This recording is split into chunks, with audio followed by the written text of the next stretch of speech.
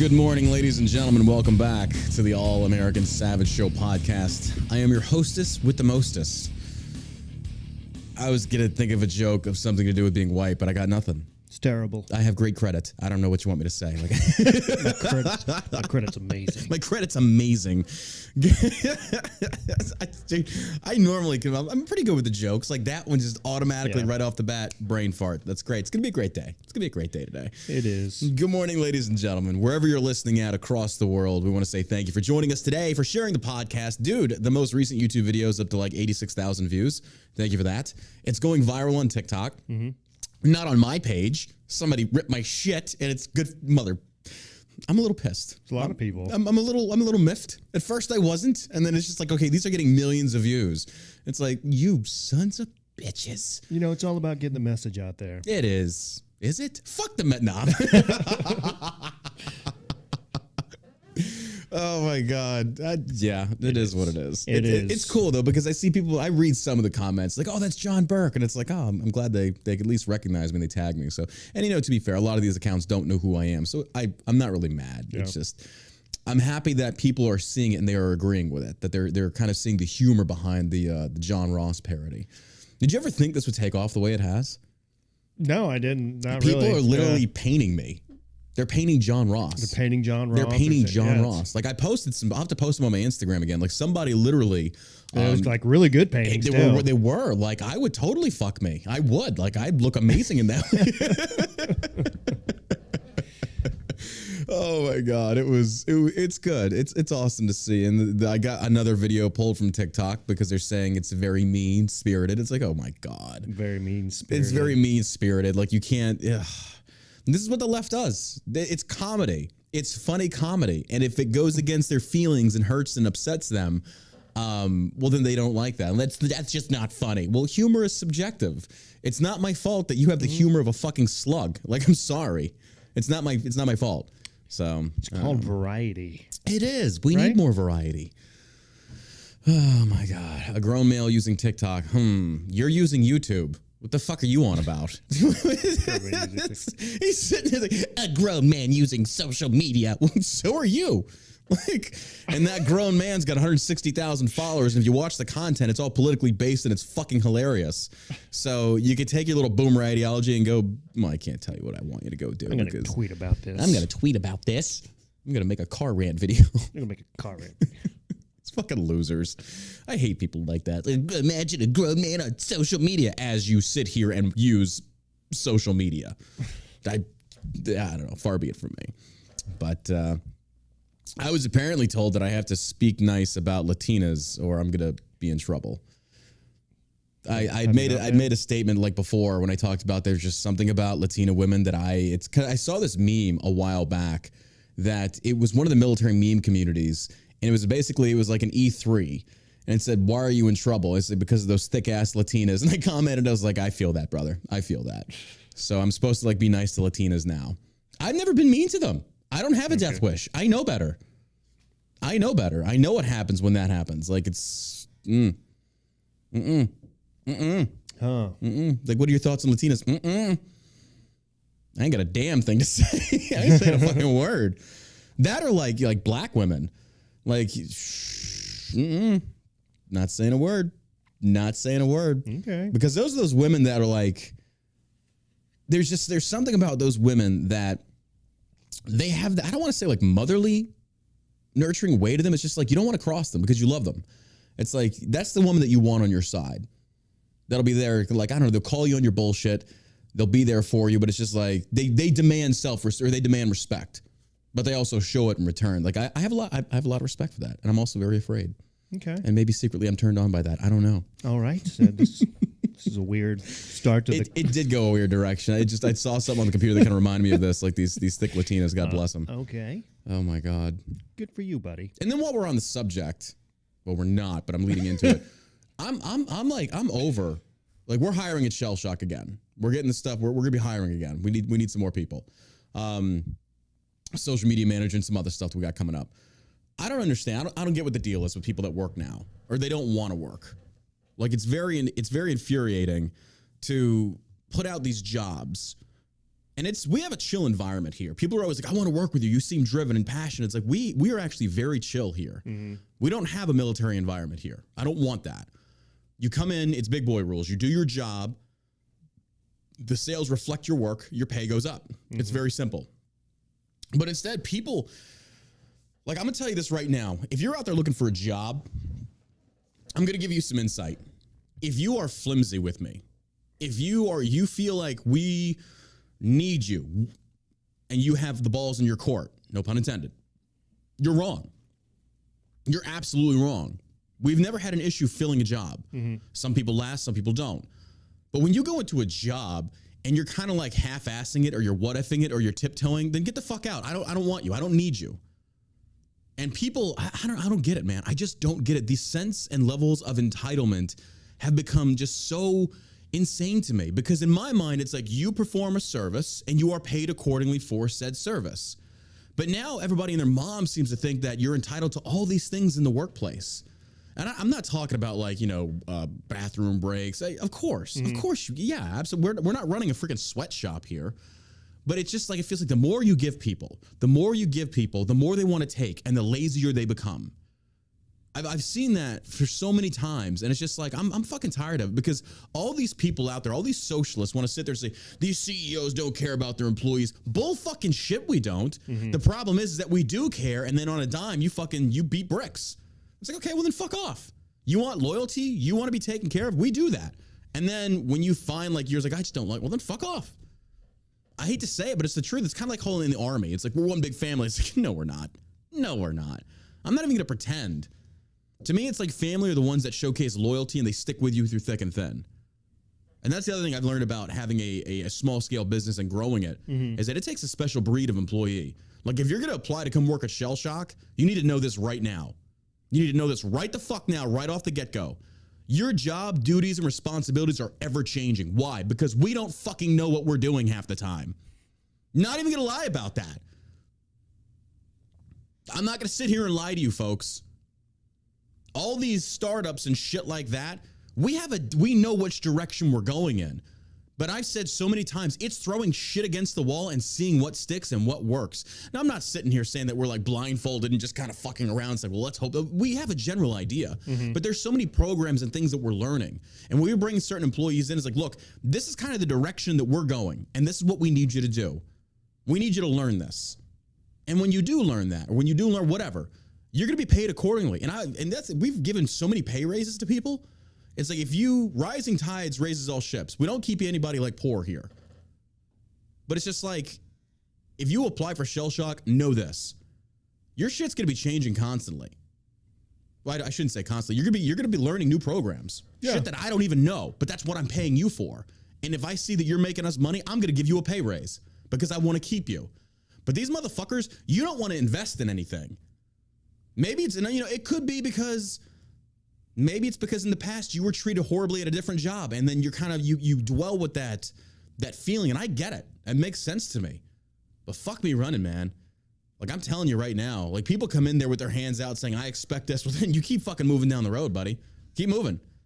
Like, we've been in business for almost 3 years. We offered benefits like year one. Yeah. We made so much money. Well, I shouldn't say we made so much money. We turned over such a profit. We invested immediately back into the employees. And most businesses do not offer benefits for like the first, 5-10 years? More like 5. Yeah. Depending on like how big you've gotten. I mean, like, really thinking about it, going back, I personally would have done it differently and held back on that stuff because... Do we drug test? No. No, we don't drug test. No, we don't drug. I don't give a fuck what you do. As long as you don't do it at work.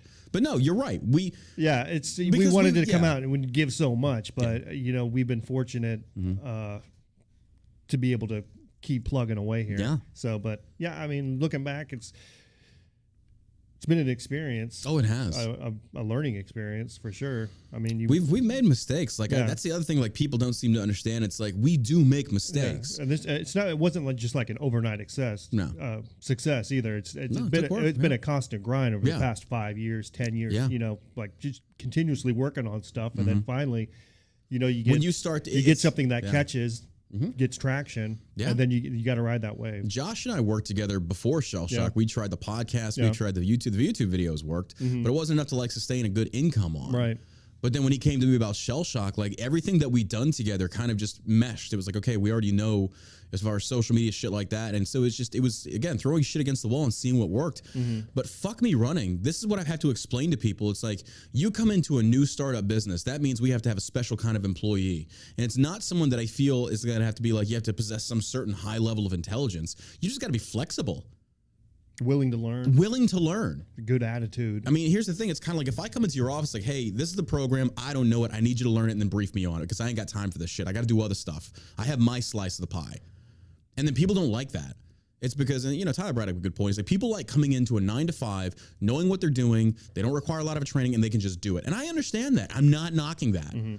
But it's like if you come to work here, dude, 1 week you might be working on this. The next week we're going to have something else thrown at you. But here's the other part. If you help us, if you make us successful, I'm going to pay you. Josh and I are not stingy. Like you help us increase those just the freaking profits, you're getting more. And every year we give bonuses. And I'm sitting there, it's like we've done so much and so much and so much. It's hard to find good help. It's hard to find good fucking help. And it's like, I don't know. What's the mission? The mission is to make fucking money. Like people get so like this is the problem. Like I'm just gonna go on a little business rant here real quick. This has been building up. I've had like blue tongue. I've been wanting to just blow this load for so long. These entrepreneurs you're following, these business, I'm so fucking sick and tired of everybody saying, this is what you've got to do. You've got to do this to be successful. You don't fucking know that. Half of you motherfuckers got lucky. You got lucky. Now, I'm not sitting here saying there wasn't skill involved in that, but you threw enough shit against the wall and something stuck, just like we did. So when somebody comes up to us and they say, hey, how do I become successful? Dude, I can't give you point A to point Z. It doesn't work that way. Business is, again, it is being flexible. That's why I think being in the military helped me a lot because you get fucked so much. It's just like, okay, well, what's the next move? We failed at that. What are we doing over here? We failed at that. What are we doing over here? How can we fix this?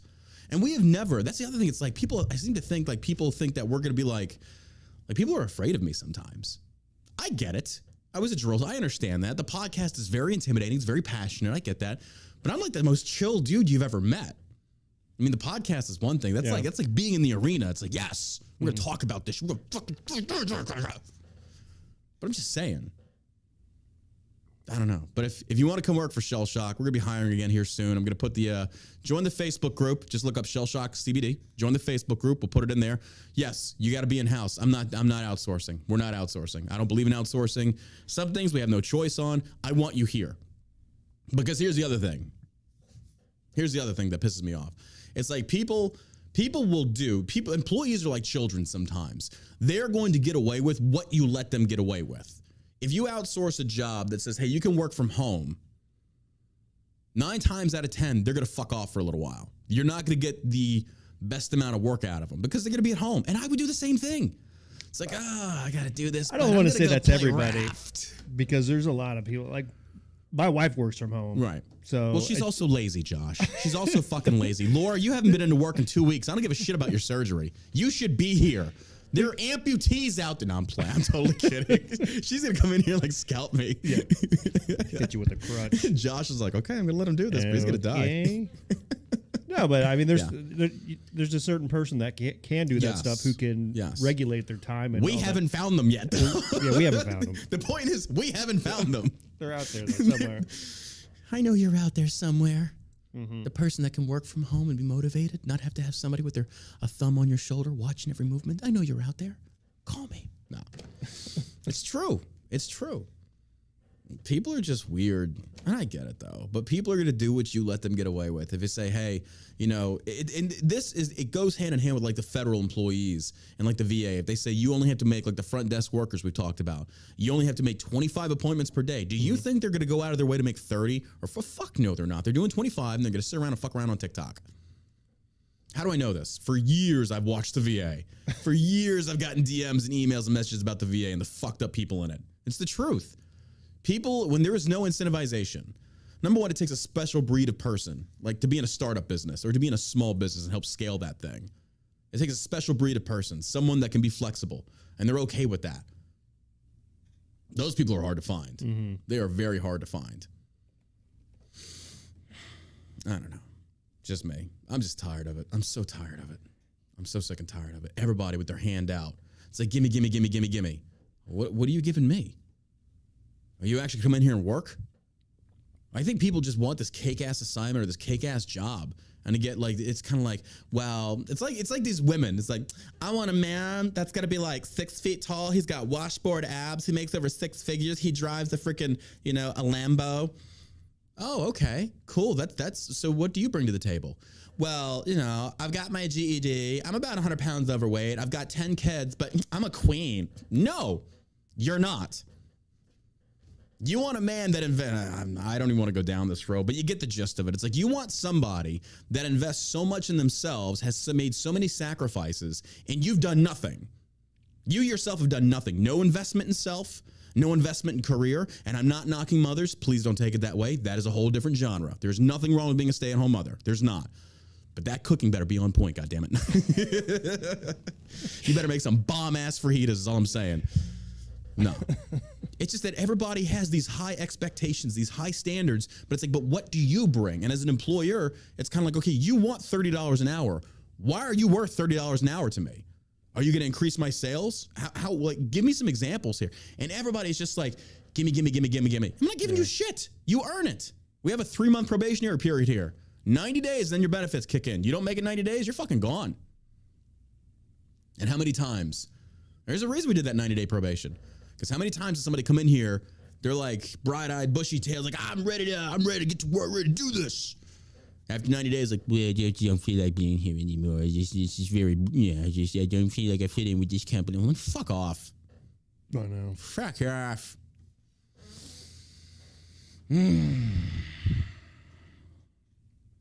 All this entitlement. It's just ridiculous. Mm-hmm. You want the benefits. You just don't want to do the work. Well, then go find a job. And that's why these people will never be successful. Because, we've changed our vision here at Shell Shocked, where it's like, we're not going to scale to some massive big company. We're operating as a skeleton crew. We're making it work because I want to keep the crew small. I want to keep the crew tight. The reason for that is the more people we bring in, the more drama we got to deal with, the more bullshit we got to deal with. So what am I doing? I'm going to pay the people that work here even more to take on more responsibility as long as they can handle that responsibility. When we absolutely have to expand, then we will. It's just not worth it, man. It is just not fucking worth it. Because then you got to deal with everybody's bullshit out there. Then you got inner office drama, and oh my fuck me. That shit's just so goddamn annoying. Well, somebody said, so just shut the fuck up. Just go in your cubicle and shut the fuck up. That sounds mean, but I don't care. I'm such an asshole. I'm really not. I'm not a bad person to work for. I stay out of it. Like Tyler runs everything. I'm just here, like brief me, make sure everything's good, and I do little spot checks. And then, oh, get this. Y'all are my therapist today, people. You're my therapist. If you're listening today, this is John Burke. I'm not even going to pay you. You're getting this advice for free. That's how I'm paying you, but you got to listen to me bitch and whine. So here we go. We have automated email campaigns. Okay, that's part of business. I've went out there when Grill Your Ass Off Jason came on the show. He talked about Klaviyo. That's been one of the things that has helped us scale Shell Shock to a very high level very quickly. Is that we invested in our email campaigns. So we use Klaviyo. So there's automated email flows that go out. So say for example, everybody knows what an abandoned cart email is. If you go on the website and you forget to check out, usually within 24 hours you'll get an email that says, "Hey, you forgot to check out. Here's your order in case you forgot." This one dude, right? This is yesterday. I don't know what your name is, but I'm looking for you, motherfucker. I don't give a fuck if you're a customer. He writes my customer support because he got the abandoned email checkout thing. And he wrote back, he's like, "I'm offended. Do you think I just forgot my stuff because I'm a stoner?" This motherfucker. No, I don't think you're stupid because of that. I think you're just fucking an idiot. That's all there is to it. It's an automated email flow. Did you really just take an email that's automated personally? It was a reminder, you dumb fuck. And I don't care if I lose your business. I got enough people like giving us business because we have great quality products and we have amazing customer support. We do. The reason they like, oh my God, if they knew it was me behind that fucking email shit, they would not be writing the shit they write. Because I'd write them back in a minute like, go suck a dick and fuck off. I refuse to give you service, bitch. That's why we got to have somebody else. That's why we got to do somebody else. No, for a while there, they wouldn't tell me shit. Like, this is like, don't let John see this. Yeah. Dude, I'm not going to lie. I have had people call in and try talking to our girls disrespectful. I will take the phone and say, go fuck yourself. I got a screaming match with a veteran one time. Yeah, I remember. Like, that motherfucker. It's like, oh, no, absolutely. If we're wrong, I will 100% apologize. If we are in the wrong, we will admit it, and I will make good on it, and even more. We'll go above and beyond. We've had people that have basically received like a broken CBD bottle. We sent them 2 for free. Yeah. It's like, that's on us, or it was on shipping, not us, the carriers. It's like, we'll make this right. We'll make this good. But I'm going to tell you right now, if you fucking come at me sideways and we're not in the wrong, I'm going to tell you to go fuck off. The customer is not always right. It's not. It's not. And then I see those little cocksuckers like in the fucking comments, like just, why don't you just smoke weed? Well, then why don't you? Go fucking smoke weed and fuck your lungs up. I don't give a shit. I know this dude's like, because I'm a stoner? No, I don't, dude, I do THC at night to go to sleep. It's not a big deal. Mm-hmm. It's like, you're just looking to be offended. This probably isn't the company for you, bro. It's probably not the company for you. You're going to say something before I cut you off so rudely? I'm sorry. Oh, no. Get it out. I just get it all out. I just got to get it out. I just got to get it out. I can't help it. I fucking hate customers sometimes. I do. Not all, just the ones that come at you sideways. It's just like, it's the Karens. This dude was like a male Karen. And then the veterans are going to run worse. into it. Veterans are worse. You sit there and, I can't tell you how many times, do y'all offer a veterans discount? And I respect that. I get it. Maybe sometimes you can't afford it. I get it. But we've literally said over and over and over again, like, we mark our shit down so far, we can't afford to. And it's not the fact that they're asking that pisses me off. It's that we explain it to them, and then they come back at you still with, well, if you really love veterans, like, oh my God, I want to reach through this email and slap the shit out of you. It's like, well, if you really love veterans, like, oh, you motherfucker. Maybe it's good. Like, this actually kind of balances itself out if you think about it. It's like the customers piss you off and you just fucking drop some CBD. It's like, okay, I feel better. Motherfucker.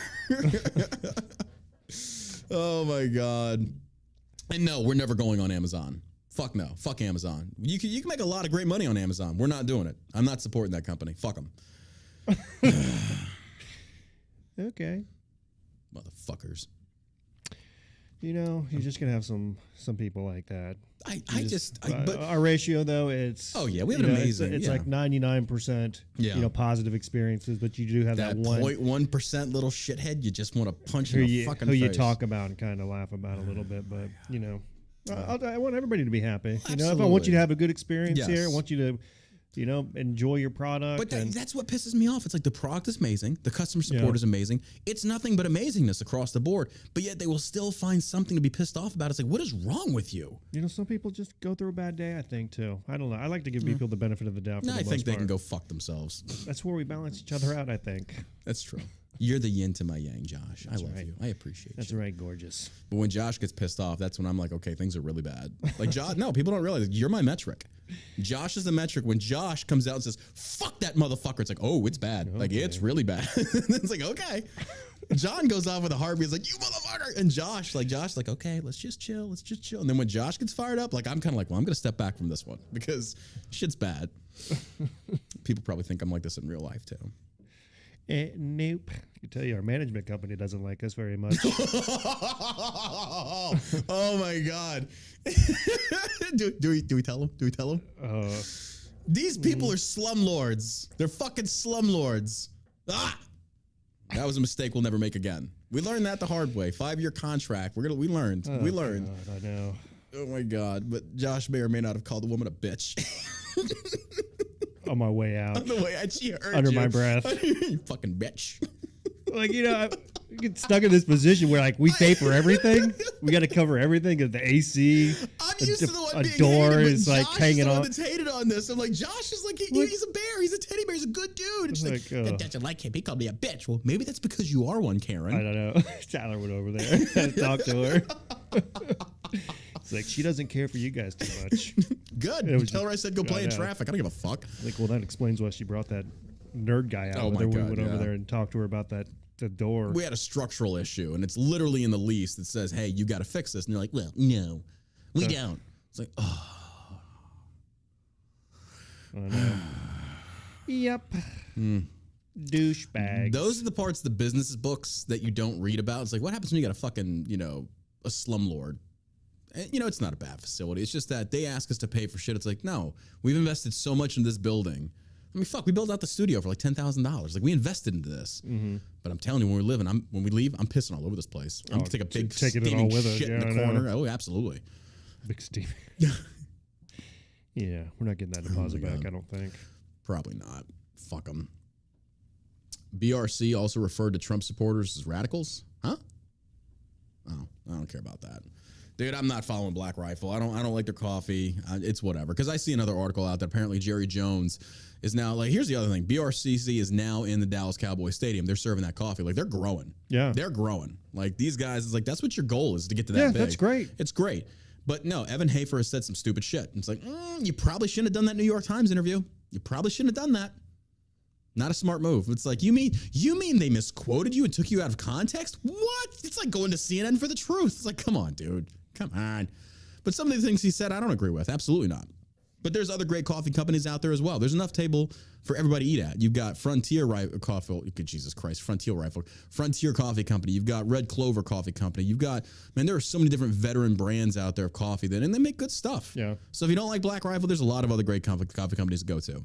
So, but the other thing is, there's people in Black Rifle I get along with, like JT. I love JT. He's a good dude. He's came in here and helped us. He will give you the shirt off of his back. So, I get the conflict with Black Rifle.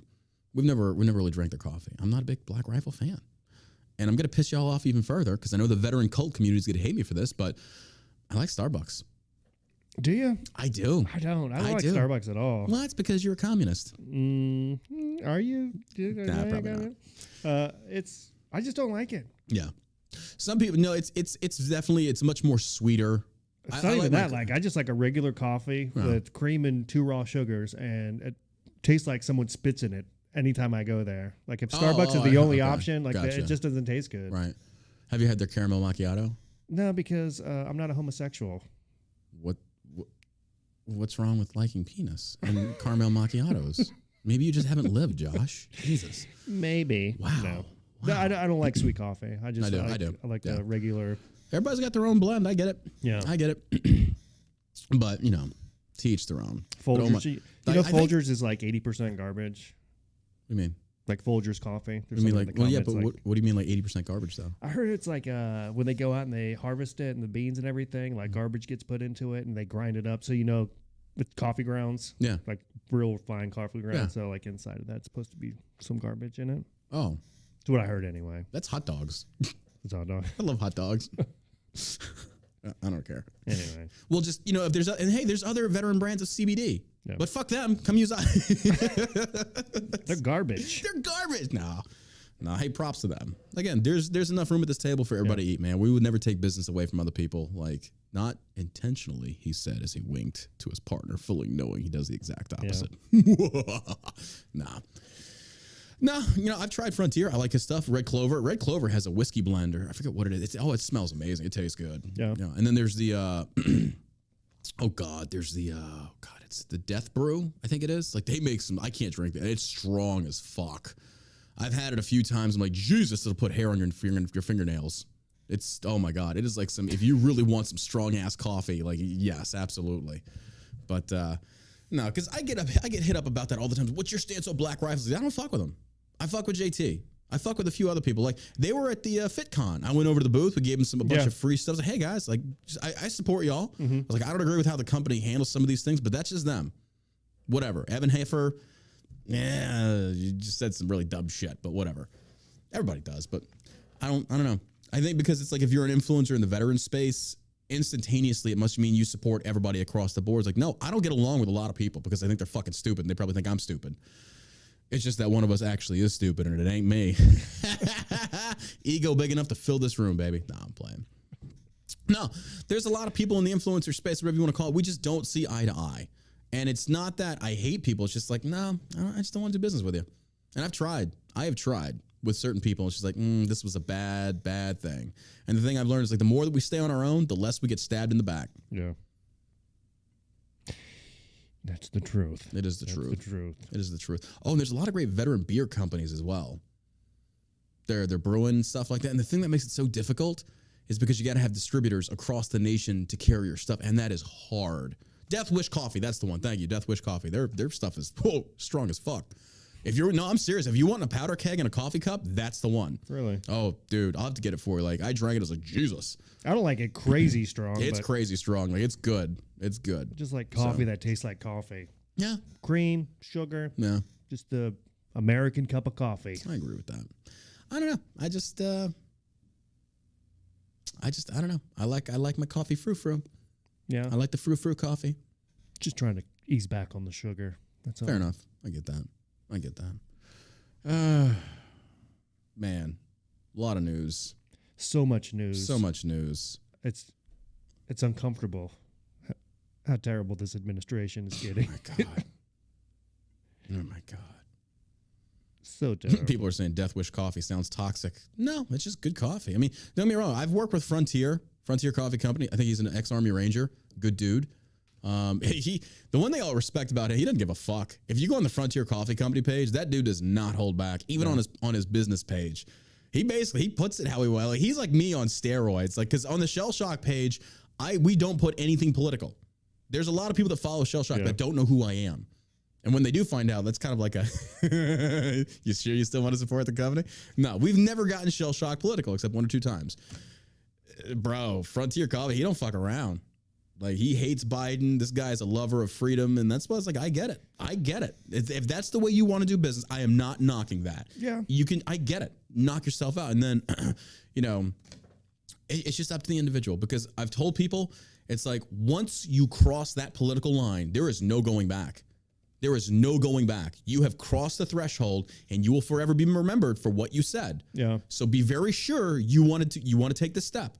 Because I've warned people. It's like, look, I'm one of the ones that I saw that line, and Josh and I were just kind of like, fuck it. We're the line, like, we don't even, like, we've crossed so many fucking lines, dude. I know. It was like playing hopscotch. we play hopscotch. That's all it is. But it's just in the business world, like, look, it's like, if you want to take that risk and you want to get political, be very careful. Be very careful, because again, once you go down that road, there's no coming back. You know, and some people, and you got to remember though, there are some people that are going to use politics to try and incentivize making sales. It's business. I get it.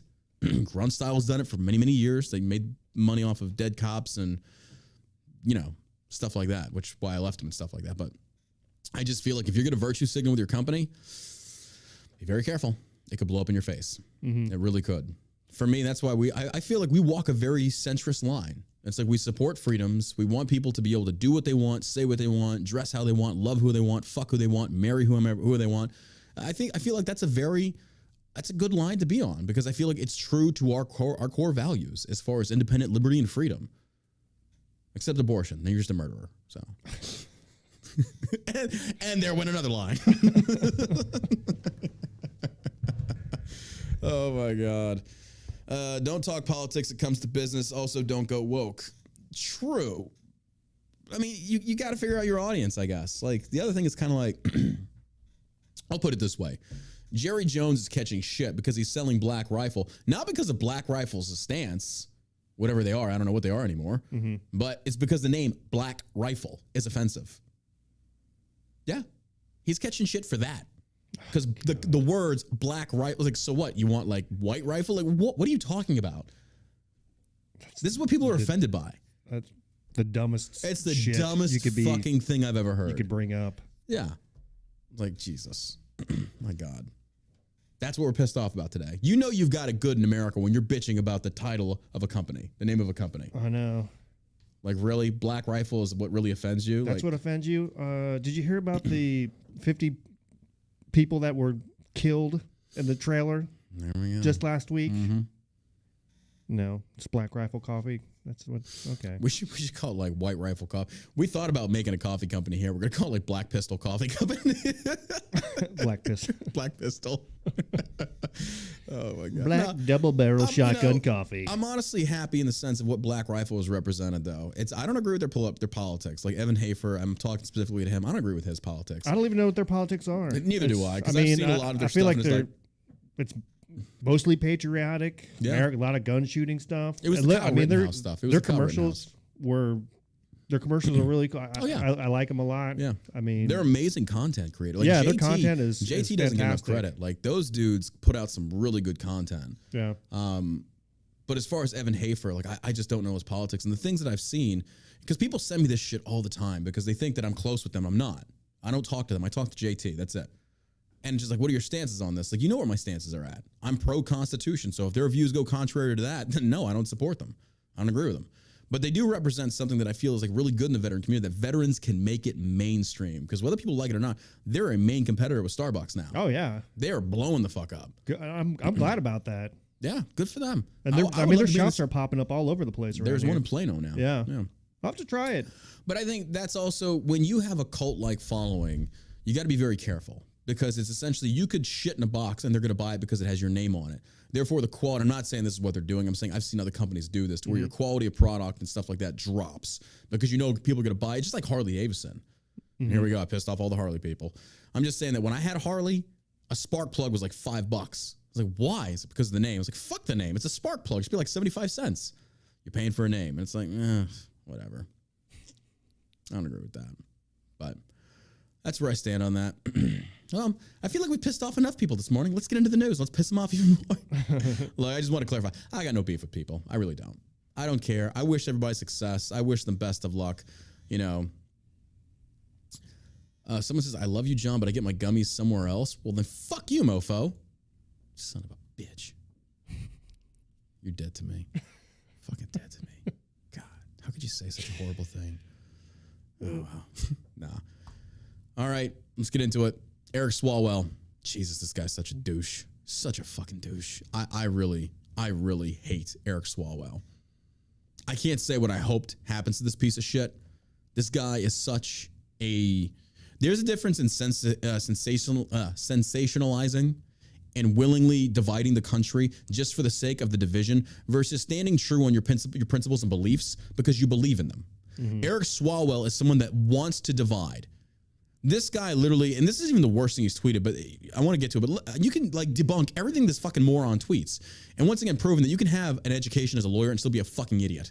He says, thanks, Biden. Well, he retweeted Forbes, and Forbes tweeted out and says, oil prices dropped 9% Tuesday, falling back below $100 per barrel for the first time since May. Eric Swallowell retweets this, and listen to what this guy says. He says, thanks, Biden. If he's responsible for them being high, waiting for that House GOP tweet thanking him for the cost coming down, I'll wait. So then Swalwell, then you admit that he's at fault. So you only want to bring this up when it favors you. And last I checked, the prices at the pump have not dropped.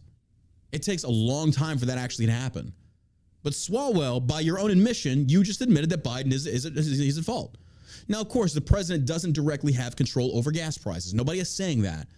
But what this guy can do definitely has an impact on it. It's like when Crenshaw came on the show. It's like, we don't have insider trading. Yes, but you can reward government contracts that will affect the stock market. 100% you do. You can control it to an extent.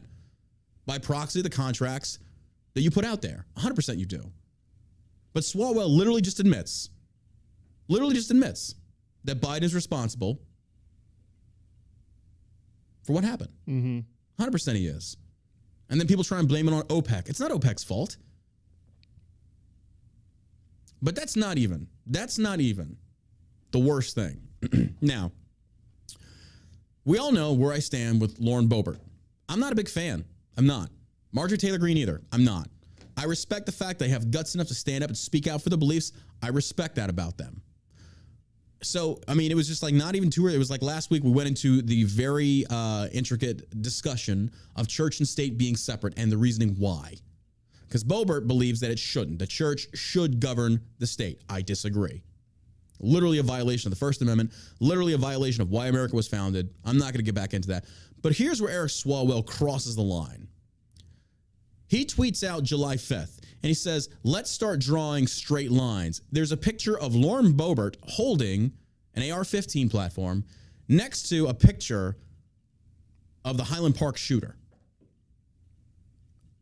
What the fuck is wrong with you? Swalwell is representation of the nerds on social media that would never stand before the person they're talking shit about and say that shit to their face. Swalwell should get his nose fucking broken. He should get his teeth knocked down his throat. You're comparing her to the Highland Park shooter? Are you kidding me? This guy's a total piece of shit. Piece of shit. It is beyond me. Look, I understand that we can be divisive. I understand that we can have these discussions and these rational debates. And yes, they're going to be heated, especially when it comes to church and state and matters like that, because when religion mixes with politics, it is a very bad thing.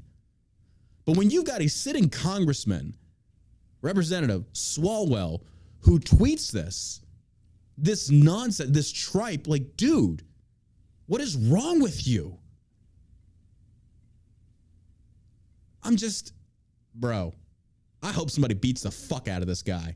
I won't even hold back on that. I hope something bad happens to him. You're a piece of shit. If you did that to me, oh my God, I'd be looking for you. If a sitting congressman tweeted that about me and I'm a congressman, I'm going to come find your office. I'm going to get a video. I'm going to get a phone. We're going to videotape this and we're going to see how much of a badass you really are face to face. Oh, you know that guy's a pussy. Oh, he's going to be a bitch. He'll have his secretary answer the door and say he's out. Man the fuck up, dude. You want to make a comparison like that? That crosses the line. That crosses the fucking line. I don't care for Boebert, but what you just did is disgusting and morally reprehensible. Comparing her to an active shooter, a murderer? Meanwhile, this guy's out there banging Chinese spies. Still in government. Still in government, still in the Intelligence Committee. How does that happen? Oh, cry because our government's corrupt. Bunch of scumbags. If I thought he was a libertarian, I wouldn't be here. John seems like a constitutionalist, 100% like my... Yeah, no, I'm not a libertarian because libertarianism is comprised of like 3 different ways, right, center, and left. For me, I'm just a constitutionalist. Like, leave me the fuck alone. I don't like the government. I think most people at their core are constitutionalists. It's just that when you get wrapped up in the politicization and the party loyalty, I'm not for. I used to be that way. I'm not anymore. Like, I'm not going to vote somebody just because they're GOP endorsed. Absolutely not. And the GOP has a lot of problems on it. I'm not going to get into that. We got into that so many different times. But no, I'm a constitutionalist. I believe in personal freedoms. I believe in separation of church and state. I believe in just leaving me the hell alone, lower the taxes. Dude, I think the government's gotten way too fucking big. Like, if there was an overthrow, I'd support it 100%. I think most people would support it. I think so as well. I think honestly, we're tired of it. How do you get all these corrupt politicians out of office when they control everything? I know a way. It's just, when they control how we vote and how, like, where our money's going, and sending oil over there and spending billions of dollars over this country. I'm a big taxing proponent. us more. Yeah, I'm a big proponent of Milton Friedman's economics. That's why Dinesh D'Souza, when he came out there and he talked about how Friedmanism was stupid. I think Dinesh is an idiot. I was like, cool, dude. I was like, you kissed Trump's ass because he got you out of jail. I was like, but you said some stupid shit. To sit there and talk about Milton Friedmanism isn't like, bro, no, absolutely not. I don't believe in the FDA. I don't believe in the FCC. I don't believe in the IRS. I don't believe in the FBI, the DEA, ATF. Fuck them all. Get rid of them. We were doing just fine without them. Yeah. Fine without them. All these organizations with all this power ultimately gets corrupt. That's it. You get these 100%. People who love power 100%. And all they want to do is just keep their seat. Yep. Stay in the club, spend our money. Well, Eric Swallowell tweets this out. And he compares Lauren Boebert to the, oh my God, I'm appalled. Seriously, like, I mean that. I'll get worked up sometimes. Don't get me wrong. Like, things piss me off, but seeing something like this, you better believe I'm catching a flight to DC and I'm going to find you in your office and you're going to stand up. You're going to go toe to toe with me, bud. You're going to go toe to toe to me. And I'm going to videotape it. I will find you and I will confront you. I'm not threatening violence. I'm just going to say, put your money where your mouth is, big guy. You make that comparison, you deserve to have your ass beat. You deserve it. What a piece of shit. More news about the Highland Park shooter. Father of Highland Park shooting suspect sponsored son's firearm ownership card despite past violent threats. Police seized knives from Robert Cremo's home months before his father sponsored his application for an FOID card. The father of the 21-year-old man, now listen to this article, folks. Listen to this article. Really pay attention here. The father of the 21-year-old man charged with killing 7 people when he allegedly unleashed a hail of bullets on an Independence Day parade in the Chicago suburb of Highland Park sponsored his son's firearm ownership identification card 2.5 years ago, despite the 2 instances of police being called to their home over threatening behavior. This right here proves it ain't the gun. It's the parents. It's the mental health. It's the unstable families. You raised a nut job, and then you as a parent failed. You let your little shit that you created and raised own a firearm? What the fuck is wrong with you? You sponsored that? You're at fault. I think he should be tried. I think the father should be, like, you sponsored it, you're responsible. That's insane to me. Now, I'm not sitting there saying that we should do something in a sense of like strip everybody else's rights. Of course not. But there has to be penalties. When you put your name on a dotted line and you vouch for somebody, and that somebody turns around and murders 7 people, you're going to be tried as well. Because then maybe you should really start taking a care about who you want to vouch for. It's too easy to sit there and say, oh, I vouch for so-and-so. Especially in the business world. We've been down this road. It's like, hey, how do you feel about so-and-so? If I don't know, I got nothing to say. Mm-hmm. Because that's mine. That's me. That's my word. Because if that person because I've done that. I've recommended some people for a job and they turned out to be shit. I'm like, oh, fuck, I'm sorry, man. I was like, when I served with him, he was good. Apparently he's a shithead now. This is ridiculous. This is ridiculous to me. Robert E. Crimo III, who was charged with 7 counts of murder Tuesday, applied for a FOID card December 19th at age 19, Illinois State Police revealed in a press release. The subject was under 21, and the application was sponsored by the subject's father, Illinois State Park Police said. Therefore, at the time of the FOID application review in January of 2020, there was an insufficient basis to establish a clear and present danger and deny the FOID application. Oh, it's like almost as if like the red flag law there didn't work either. Yeah. Weird. However, the suspected shooter's dad, Bob Crimo, 58, knew police had been called to their home twice earlier that same year because his son had threatened to kill himself and the rest of his family. What? He sounds like the perfect candidate for a weapon. You mean you as a father, you as a grown-ass man, had the cops come to your house twice because your little shithead son that you should have beat the brakes off of threatened to kill himself and your family? Now, keep in mind, this was not a little 10-year-old mad at the world. I'm going to kill you. This is a grown man. He was like, what, 19? Yeah.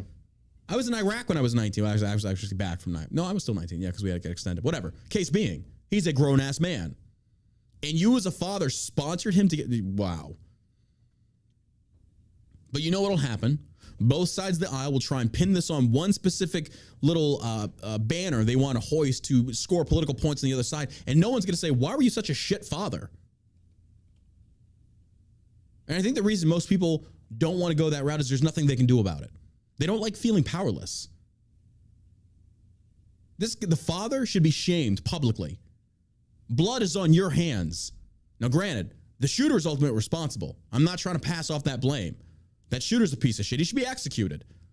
Try him. If he's found guilty of doing this, execute him on the spot. Don't wait. Don't let him serve out a life sentence. No, execute him. Stop playing games. Make the penal system hard again. Sorry, that just hit me. Anyway, you know what I'm saying. When you go light on crime, this is what happens.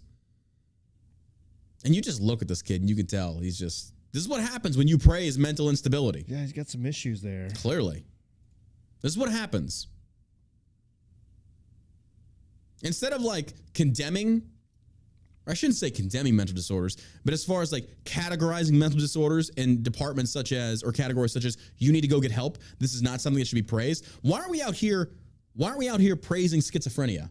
Oh, you're so brave. You hear so many voices. What do they tell you? Do they tell you like me? They say I'm hot, I'm cute. No, we don't do that. But why is it suddenly okay to start praising these other mental disorders of, oh, you're so brave. You want to chop your penis off. Look at you. You're so brave. No, absolutely not. Absolutely not. This is ridiculous. I should put that on a shirt. Make the penal system hard again. Total accident. In April of 2019, an individual contacted the Highland Park Police a week after learning of Crimo's attempted suicide. Lake County Major Crime Task Force spokesman Christopher Covelli said Tuesday. You take one look at this kid and he just, oh my God. It's in the eyes, Chico. It was a delayed report, so police responded to the residence a week later and spoke with Cremo and his parents a week later. Months later, in September of 2019, a family member reported that Cremo had a collection of knives and said he was going to kill everyone. Covelli told reporters police responded to the residence and removed 16 knives, a dagger, and a sword from his home at that time. There was no probable cause to arrest and no complaints were signed by any of the victims, Covelli said. You ever just look at a picture and you can like tell there's just evil? Something's off. Yeah, there's something off about this kid. Yeah. You can tell there's evil.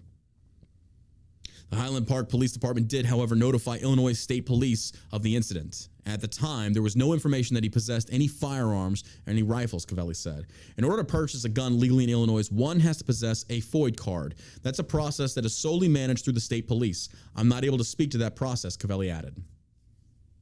At the time of September 2019 incident, Cremo did not have a FOID card to revoke or to review. It sounds like he was going to try and use the knives. They took the knives and he got a gun. Yeah. Almost as if he was going to commit murder no matter what. No matter what. Weird. Gun, knife, car. Yep. Illinois State Police received a clear and present danger report on the subject for the Highland Park Police Department. The agency said in a press release, the report was related to the threats the subject made against his family. There were no arrests made in September 2019 incident, and no one, including family, was willing to move forward on a complaint, nor did they subsequently provide information on threats or mental health that would have allowed law enforcement to take action or additional action. Additionally, no firearms restraining order was filed, nor any order of protection. Between June 2020 and September 2021, the younger Cremo also passed 4 background checks when purchasing firearms. 4 background checks, people. Background checks don't mean shit to a first-time offender. He passed the background check. So liberals, that defeats your argument right there of universal background check. We already have them. It didn't work. Yeah, you had that same thing in Parkland. Yep. Where that kid, he had the FBI called on him multiple times. Over 22 times. Yeah. Over 22 times they visited him. All those people should be fired.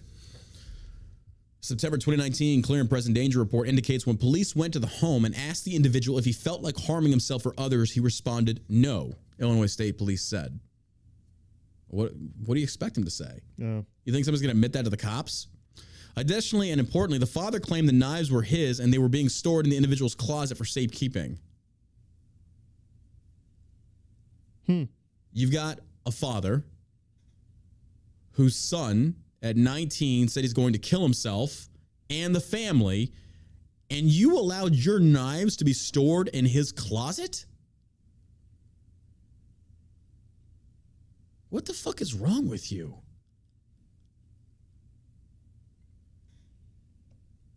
This dad sounds like a piece of shit.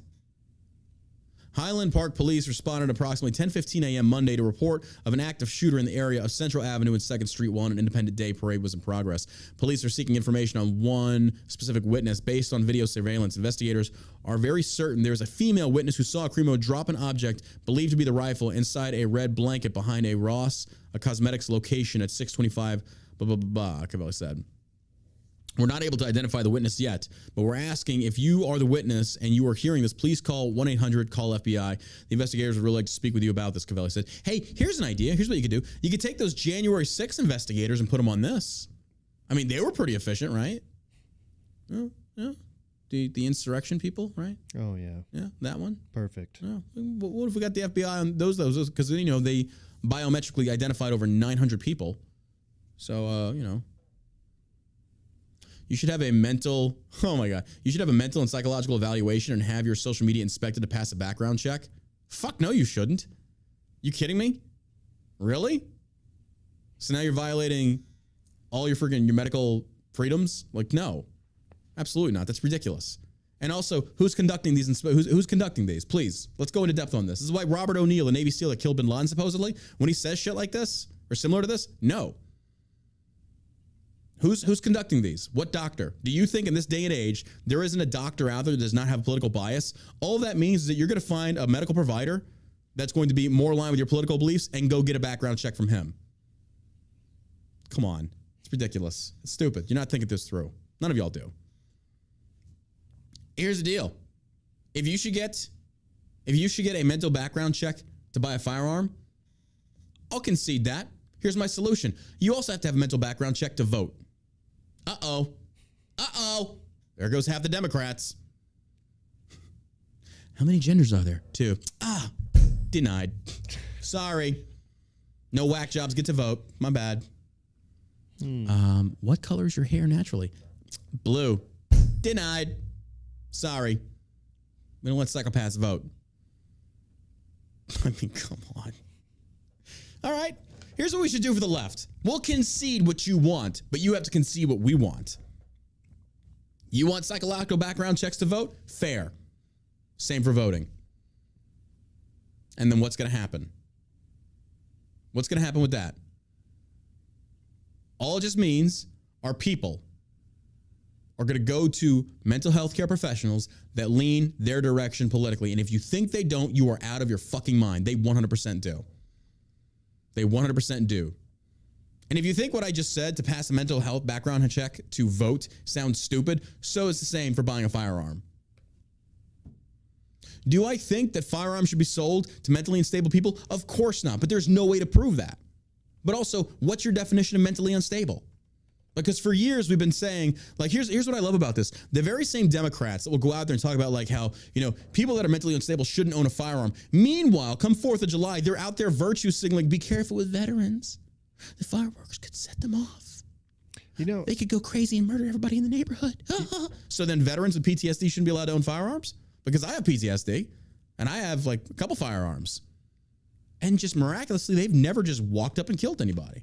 Weird. In Ohio, the House Constitution, Article 5, elective franchise, idiots or insane persons are not allowed to the privileges of but what constitutes an idiot, though? Like that's kind of like I know we get into the weeds of what is normal, what constitutes being normal, what's your definition of success, what's your definition of sexy. Everything is subjective to the individual. Obviously, this has been on the books for a while. I like that's that. That's how they were thought. That was the thinking. Like, we can't have idiots voting. Your Honor, I suggest that this man's voting privileges should be revoked under Article 5, Paragraph 3, Subparagraph 2.A, where it clearly states idiots should not be allowed to vote. The defense rests, Your Honor, or the prosecution rests, Your Honor. I don't know why they sounded like a Georgia Southerner. Well, I say we're going to go for tulips after this. It's pretty good, because it sounds like molasses is spilling out your mouth. That's how you want it. I'll tell you what, this is what we're going to be doing down here at John Berg's Court of the South. You ain't just whistling Dixie. Jesus. So many failures, so many loopholes in this. The overall point, the police couldn't prevent it, and the father's a piece of shit father. What are you expecting, America? We are a gun country. There is no way around that. Joe Biden.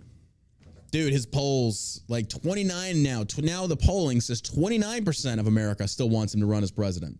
29% of Americans. That dropped significantly because before it was like 34%. We got to use the real polls because people just aren't believing he's in the 30s. Oh, my God. I'm at a loss, man. I'm at a loss. This guy is just, every month he continues. It's just like those numbers just... But you watch, because Swallowell is already proving a point here that I was going to make earlier. You watch.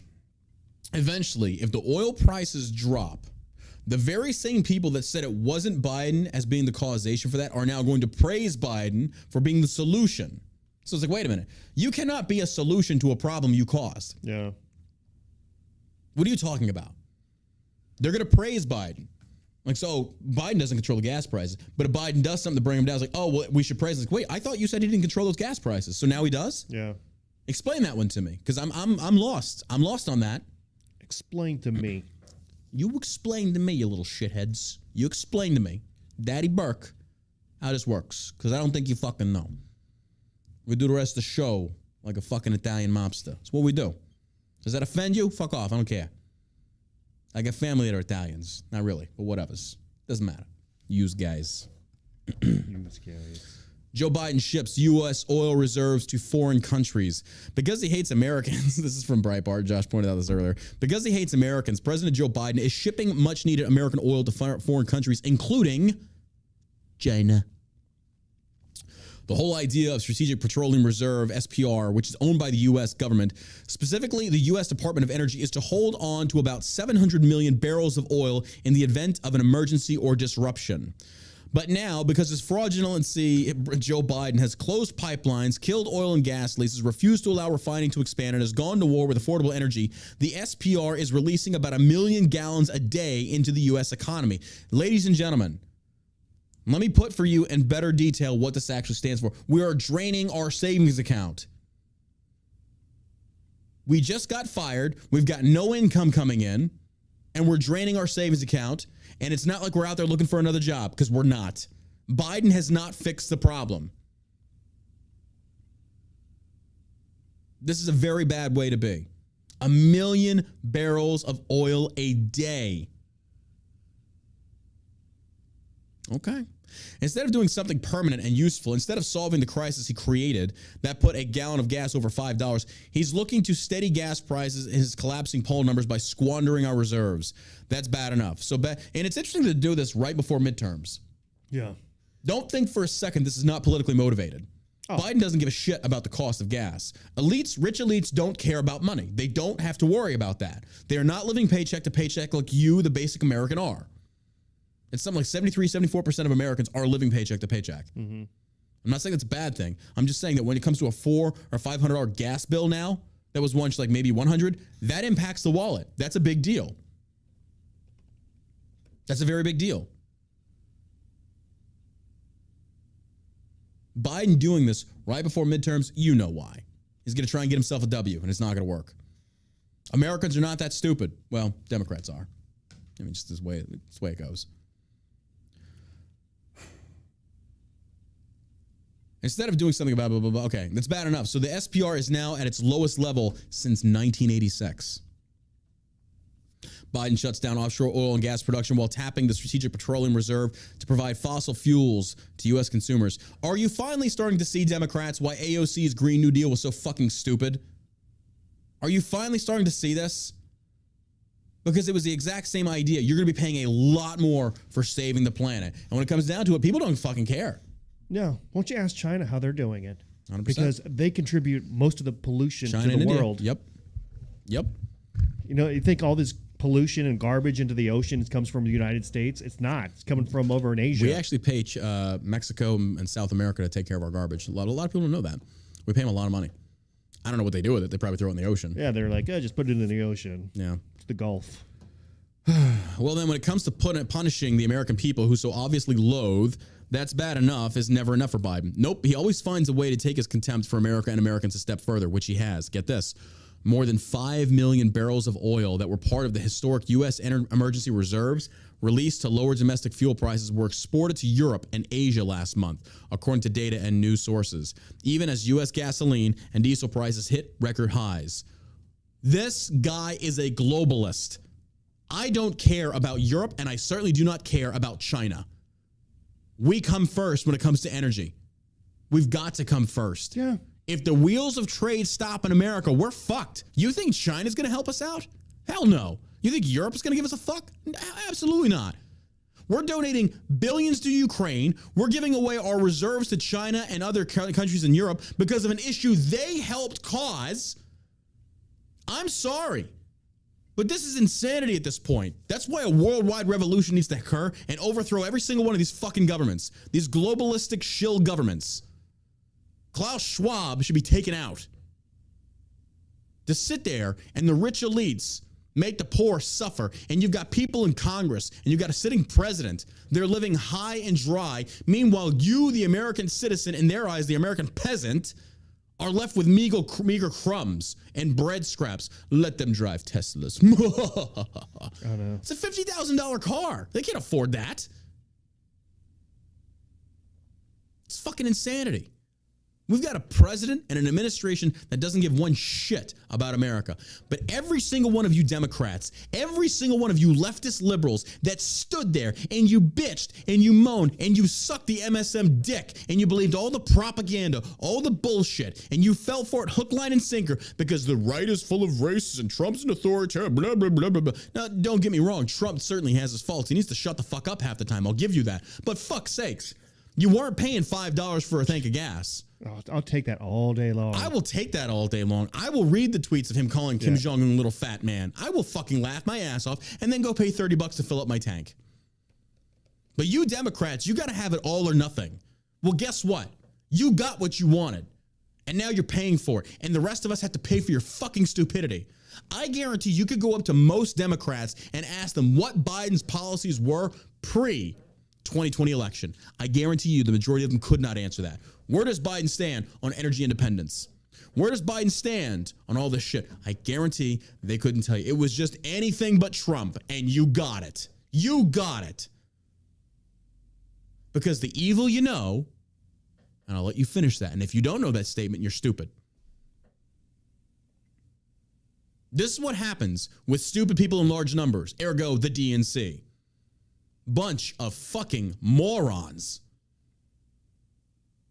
Really? Were the tweets that bad? Everything with the left was nuclear. He's gonna get us into World War III. He got fucking Kim Jong-un to sit the fuck down. World peace. World peace. Well, kind of. We were still in the Middle East, but he was already facilitating the drawdown. Yeah, we were withdrawing. Yeah. And then the left used that against he was actually talking to the Taliban. Yeah, you kind of have to. That's how you negotiate ceasefires. Yeah. People are that stupid. But Democrats looked for anything to hold over Trump. And now, man, y'all got quiet. Instead, what you're still talking about right now is Trump. Trump this, Trump that. All you've really got is January 6th, which was not an insurrection. You got January 6th. Outside of that, the committee right now that is convened, where you have rhinos like Cheney and the rest of them that are just they're pulling up bullshit. You got nothing but nothing burgers. Yeah. They just make things up. This is political theatrics. Hearsay. And the left should be smart enough to actually see this by now. Because the right certainly does. These are dangerous times. Weaponizing, like sitting members of Congress doing these investigations. Who the fuck died and made you God? Sit the fuck down and shut the fuck up. That's not your job. These people think they're kings and queens. We should make violence in America great again. This shit's gotten out of hand. It's gotten insane, folks. Way insane. These people are bent on power. They are bent on dictating every modicum of your life, saying this is how you should do it. Who the fuck do you think you are? Liz Cheney and Kitzinger, the rest of these pieces of shit. I know, man. Kitzinger. Piece of shit. That guy is a total cocksucker. He's on, what is it, Colbert Show? Yeah, we talked about it on the one pod. The guy's just a douche. Just a douche. Yeah, man. I can't believe, what's his face? Crenshaw was like sticking up for him. Okay, hold on. We got to go back on that. Crenshaw wasn't, well, he kind of did sound like he was sticking up for Kitzinger. He had a point, though. Kitzinger, again, when Trump was in office, Kitzinger is a populist. This guy's a populist. He will go where the wind blows. Crenshaw was pointing out that Kitzinger, according to how the right believed, voted 99.9% in favor of every Trump policy that came down. It was on his voting record. Meanwhile, you had members of the Freedom Caucus that were not so aligned. That's the point he was trying to make. Now, should he have done it with Kitzinger as the example? Ugh, probably not. I probably would not have used Kitzinger as my freaking... No, I wouldn't at all. Yeah, I would have used somebody else. Like, look, this guy voted 99%, but yeah, but I get what you're saying. But I think, yeah, Crenshaw really did shoot himself in the foot on that one. It was like, bad move.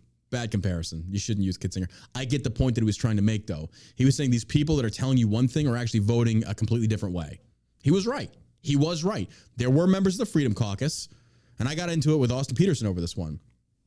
Bongino and the rest of them used the Liberty Report to rate people. The Liberty Report is biased as fuck. You're using a bias reporting system, I think that was ran by Blaze Media, as they get a Liberty score of this. Well, who dictates what the Liberty score is? And then you go read it. It's like, this is like kids play. Now, if you go read the 558.com or something like that, it will literally give you a list of every sitting congressman, where they voted, and you will see for yourself. There is no rhetoric in there. It says the bill, what the bill was about, and how they voted. And you can see. And Kitzinger got a Liberty score that was really low, but if you look at his voting record, it was the exact opposite. Now, I know that people don't like hearing that, but it's the truth. It is the truth. Now, it's not me saying Kitzinger's a good dude. It's simply saying he voted in favor of Trump policies 99% of the time until the very end. And then Kitzinger switched sides. He's a piece of shit. But at the same token, I'm not going to sit there and say somebody's a good person just because they voted 99% in alignment with Trump's policies. Because sometimes Trump was wrong. I'll respect somebody like Rand Paul, that I guarantee if Trump was still president and Trump came out and said something that was anti-constitutional, Rand's like, nope, not supporting that. He would have enough guts to do that.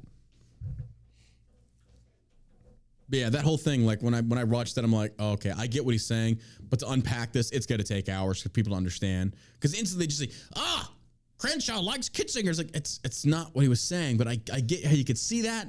But at the same token, he's just using that as an example of these grifters in the GOP that lie and say they're so in favor of Trump, and yet they vote differently. So it's like you're not watching the voting record, you're just listening to what they say. And it's like, okay, I get his point there, but I probably would not use Kitzinger as the example, or even Liz Cheney for that matter. It's like, just they're pieces of shit. They're pieces of shit. Liz Cheney and yeah. Well, hey, this woman, Snow White on crack, is back in the news. Nina Jankowicz, you remember her? She was a TikTok Mary Poppins on meth that they wanted to make in charge of the disinformation board that fell flat on its ass within 3 weeks. This woman is crazy. Totally insane. That means I want to date her.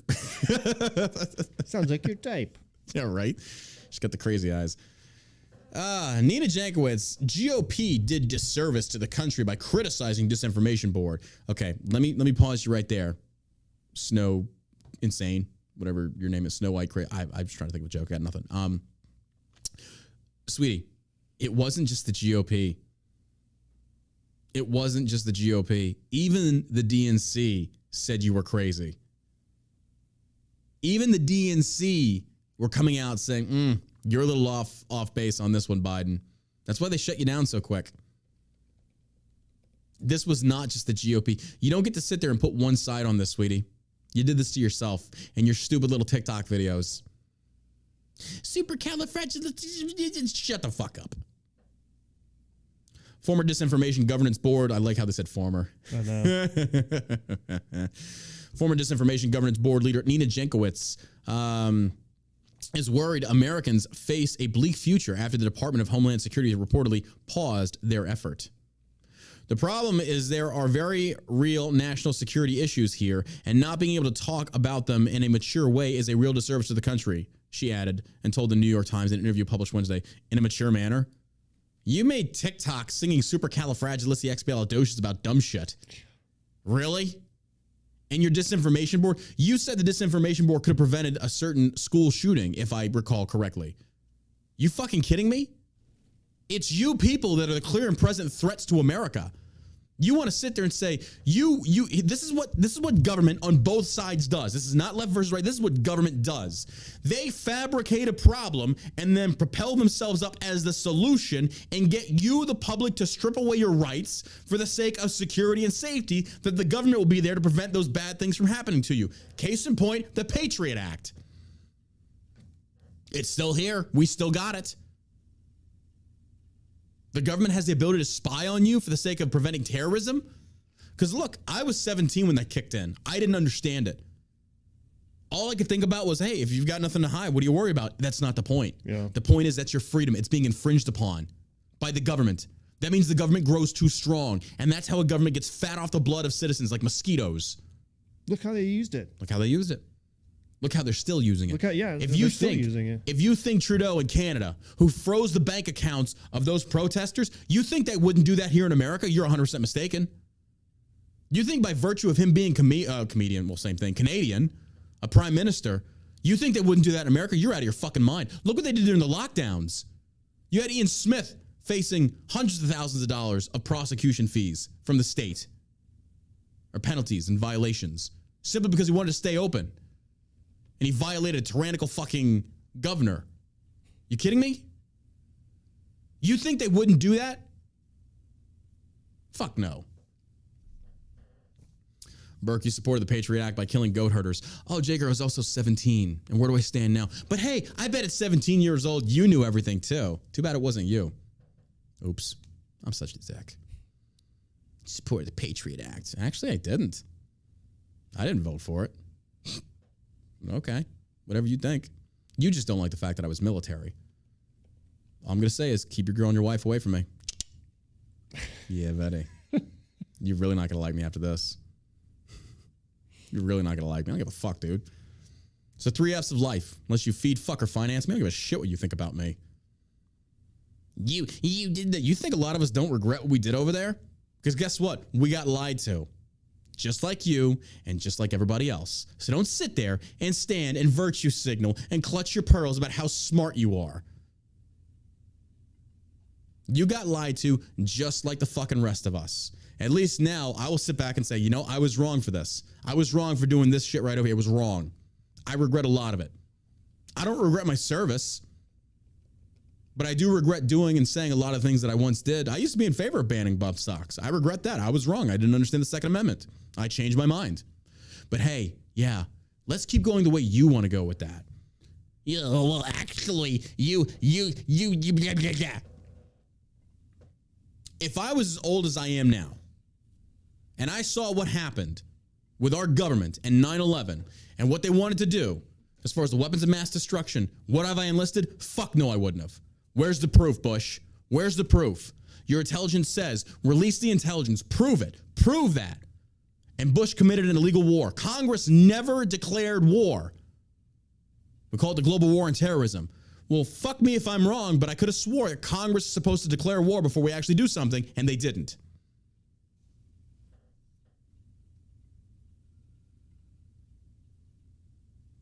Oh, I'm going to offend a lot of people. What do we fight for over there, folks? What do we fight for? We made politicians rich. Men died. Good men died. And women. For what? Fuck that country. Fuck the Middle East. Don't give a shit about them. There were better ways we could have handled that. Bomb them into the Stone Age. Don't send men. We don't need it. Fuck out of here with that. Yeah. There are many veterans my age. Greg Anderson's one of them. I follow Greg. He was an ex-cop. He was Army Ranger. He deployed several times. He made a post the other day, and I actually really agree with it. He said, there are times I will sit there and I will regret some of the things I did and I signed up for. And it's like, at the time, we didn't know any better. We were brainwashed. Mm-hmm. We had Toby Keith blaring in one ear and fucking Bush in the other one. We're going to go over there and give him some freedom. I'll put a boot in your... And we're just sitting there. It's like, yeah, fuck America, land of the free. And then you go over there and it's like, you know, when you start... You know what woke me up to it is when I start losing brothers. Men coming back in fucking coffins draped in the flag. And you're like, wait, what is this for? What are we doing? Why are we over here? They don't want us here. They don't, ladies and gentlemen, they don't want freedom. They don't want democracy. I spent 17 months in the invasion of Iraq and then another 15 months in the surge. From Mahmadiyya Yusufiyya al-Taraq, Fob St. Michael's, some really bad fucking shit. They didn't want us over there. You know who controlled them the greatest? Saddam. Saddam had his finger on those motherfuckers because he knew. Now, do I agree with how he did it? No, of course not. That's tyranny. I get that. But it's not our responsibility to go over there and free those people. It's their responsibility. We had our civil war. And then come to find out, well, you know, hey, they dropped the World Trade. Did they? Are we sure? Because it's weird to me that Osama bin Laden had ties with the Bushes. That's been proven. Now, I'm not sitting there saying 9/11 was an inside job. That's not what I'm saying. I'm still unconvinced on that one. Possibly. I don't know. But what I will say is when there is so much skepticism, when there's so many questions unanswered, I'm not putting my life on the line for it. Fuck no. Absolutely not. The same applies to the Ukrainian war with Russia.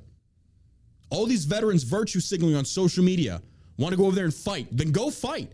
Fight for these corrupted governments that facilitate this bullshit. And meanwhile, it's you, the citizens, that are fighting, bleeding, and dying for them to get richer. You kidding me? The EU facilitated this. The Obama administration had a hand in this. And you're sitting there with blinders because you want to beat your chest and talk about how much of a warrior you are. A good, strong warrior will identify when he shouldn't be fighting. How little you value your lives. And you want to go die for these rich motherfuckers? Fuck them. Now, I'm not a socialist, and I'm certainly not a communist. I'm a capitalist. But I'm telling you this right now. Fuck those motherfuckers. Mm-hmm. The Middle East, the war on terror should have never happened. It shouldn't have. Now, I am not condemning those that served. I feel like the majority, I think like, I'm being serious, my hand to God. I think the overwhelming majority of us did it for the right reasons. We wanted to serve our country. We wanted to free people. We wanted to go over there and help the oppressed. But then when you start waking up and you start seeing what's going on, you start seeing the billions that are being pumped into KBR, Halliburton, all these places, and you start asking yourself, wait a minute,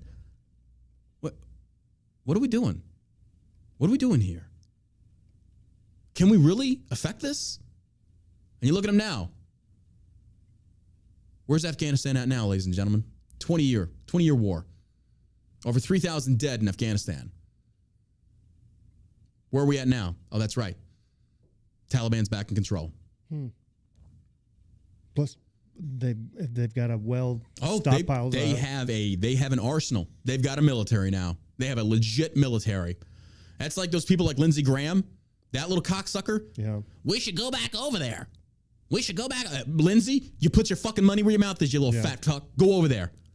You're not fighting the Taliban of 2019. You're fighting the Taliban of 2022. They're armed. They have missiles. They have everything now. That's not going to be the same kind of fucking war, bro. It will not be the same war. But it's men like you. It's little fucking bureaucrats like you that will send young men to die for your screwed up dreams.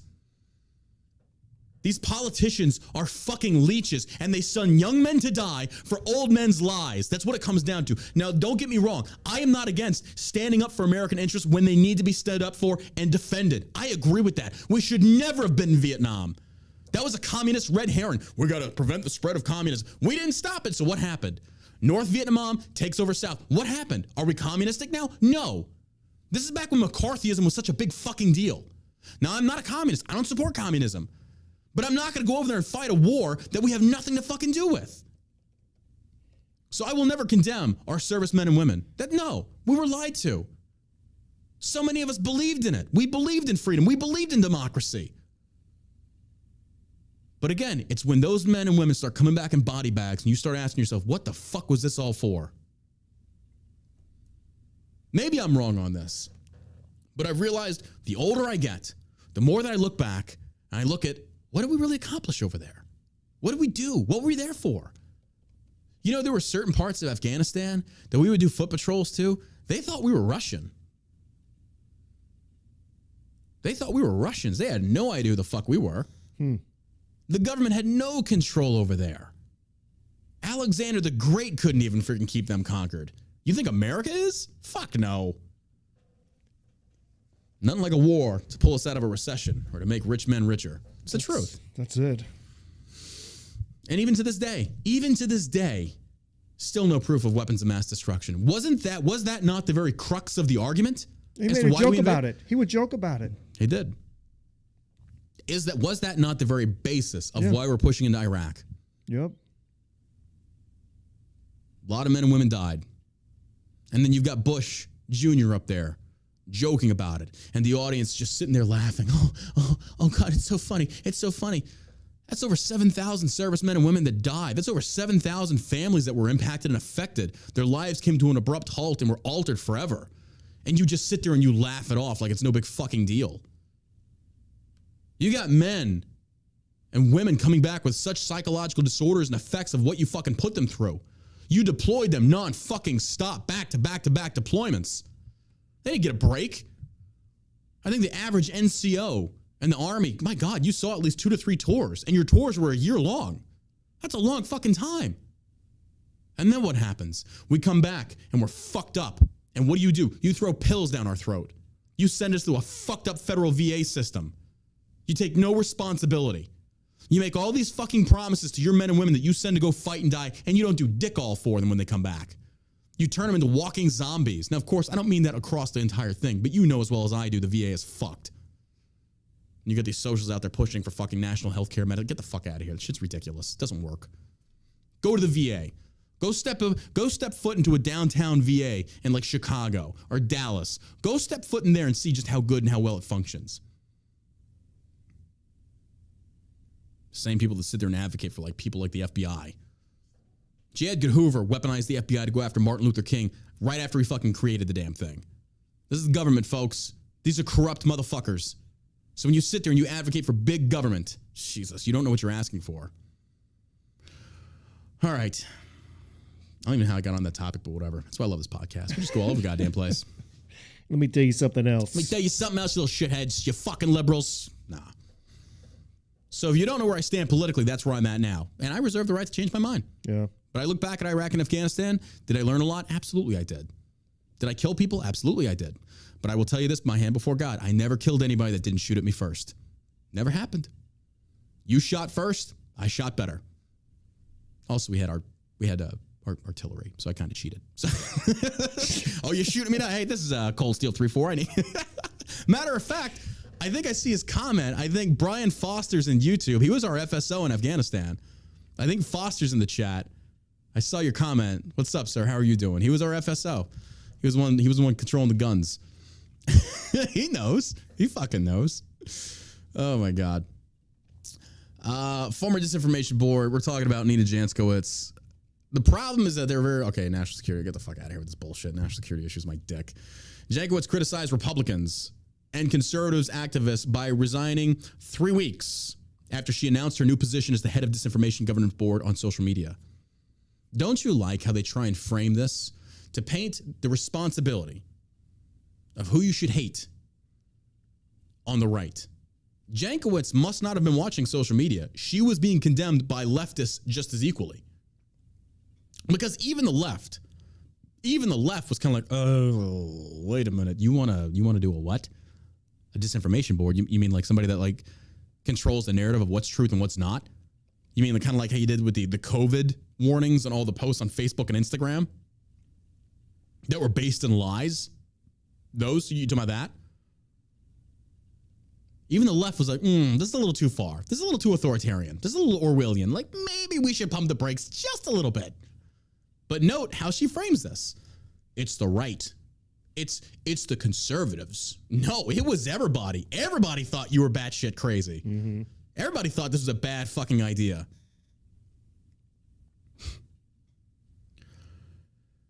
Oh, my God, that was so funny. The creation of the board alarmed free speech advocates who criticized the government's attempt to control online speech. But Jankowicz warned the country was in a really bleak situation. Yes, let's go down that rabbit hole. Let's go down that rabbit hole. Why is the country in a very bleak situation? You can make a very easy, you can make a very simplistic statement like that, but let's dissect it. Let's go down that rabbit hole of insanity. Why is the country in such a bleak situation? Because you had government in bed with MSM and big tech controlling the narrative for years, and it was proven wrong repeatedly. So what happens? You sit there and you tell people they're crazy for years, and finally their shit starts coming true. You reap what you sow. Those people are fed up. They're tired of it. We sat here and we said, hey, I'm not saying the vaccine doesn't work, but I'm certainly saying I don't trust the government. And when the government comes to you with something for free, you should really start questioning why they're doing it. Ain't shit in this life free. Meanwhile, Pfizer, Moderna, J&J, billions over billions over billions, and you Democratic socialists, you ate this shit up hook, line, and fucking sinker. The very same corporations that you demonized because of government favoritism, which was actually corporatism, you fucking swallowed that load whole. You backed down from every single principle that you think that you had, and you said, oh, wait a minute, oh, well, hey, corporatism, it's okay if our safety's and oh, jab me harder, daddy. Die for your fucking principles, bitch. Die for your fucking principles. And the truth of the matter is, you could have foregone the vaccine and you wouldn't have died. You fucking cowards. You fucking cowards. Damn, I love me. I fucking love me. This podcast should be so much bigger. And that's why we're never going to be on Fox. Yeah. Capitalism is pure cancer. As you sit on a platform that was created by capitalism, bitching about capitalism, shut the fuck up. You mean corporatism. There's a difference. Capitalism works. It's been proven time and time again. Jesus. Same people. Capitalism is cancer. Well, then go visit and go live in China. Go live in Russia. I just don't get it. I mean, you're obviously not well traveled, because if you've been to a third world country or any of these other, I'm telling you, places, you'd understand why you have it so good here. Mm-hmm. That's why it's so bad in America right now, because it's actually not. It's actually, I mean, don't get me wrong. Yes, the price of gas is just ridiculous. We become so fattened off of freedom that we're bitching. We're bitching about shit that shouldn't be bitched about. Yeah, the good thing about this country, too, is that we could sit here and have this conversation and talk freely. For now. And, there's enough people to say this enough is enough. Yeah. Like, I still believe that we could turn this thing around. 100%. Once voting the majority starts to get involved. It starts off with, what did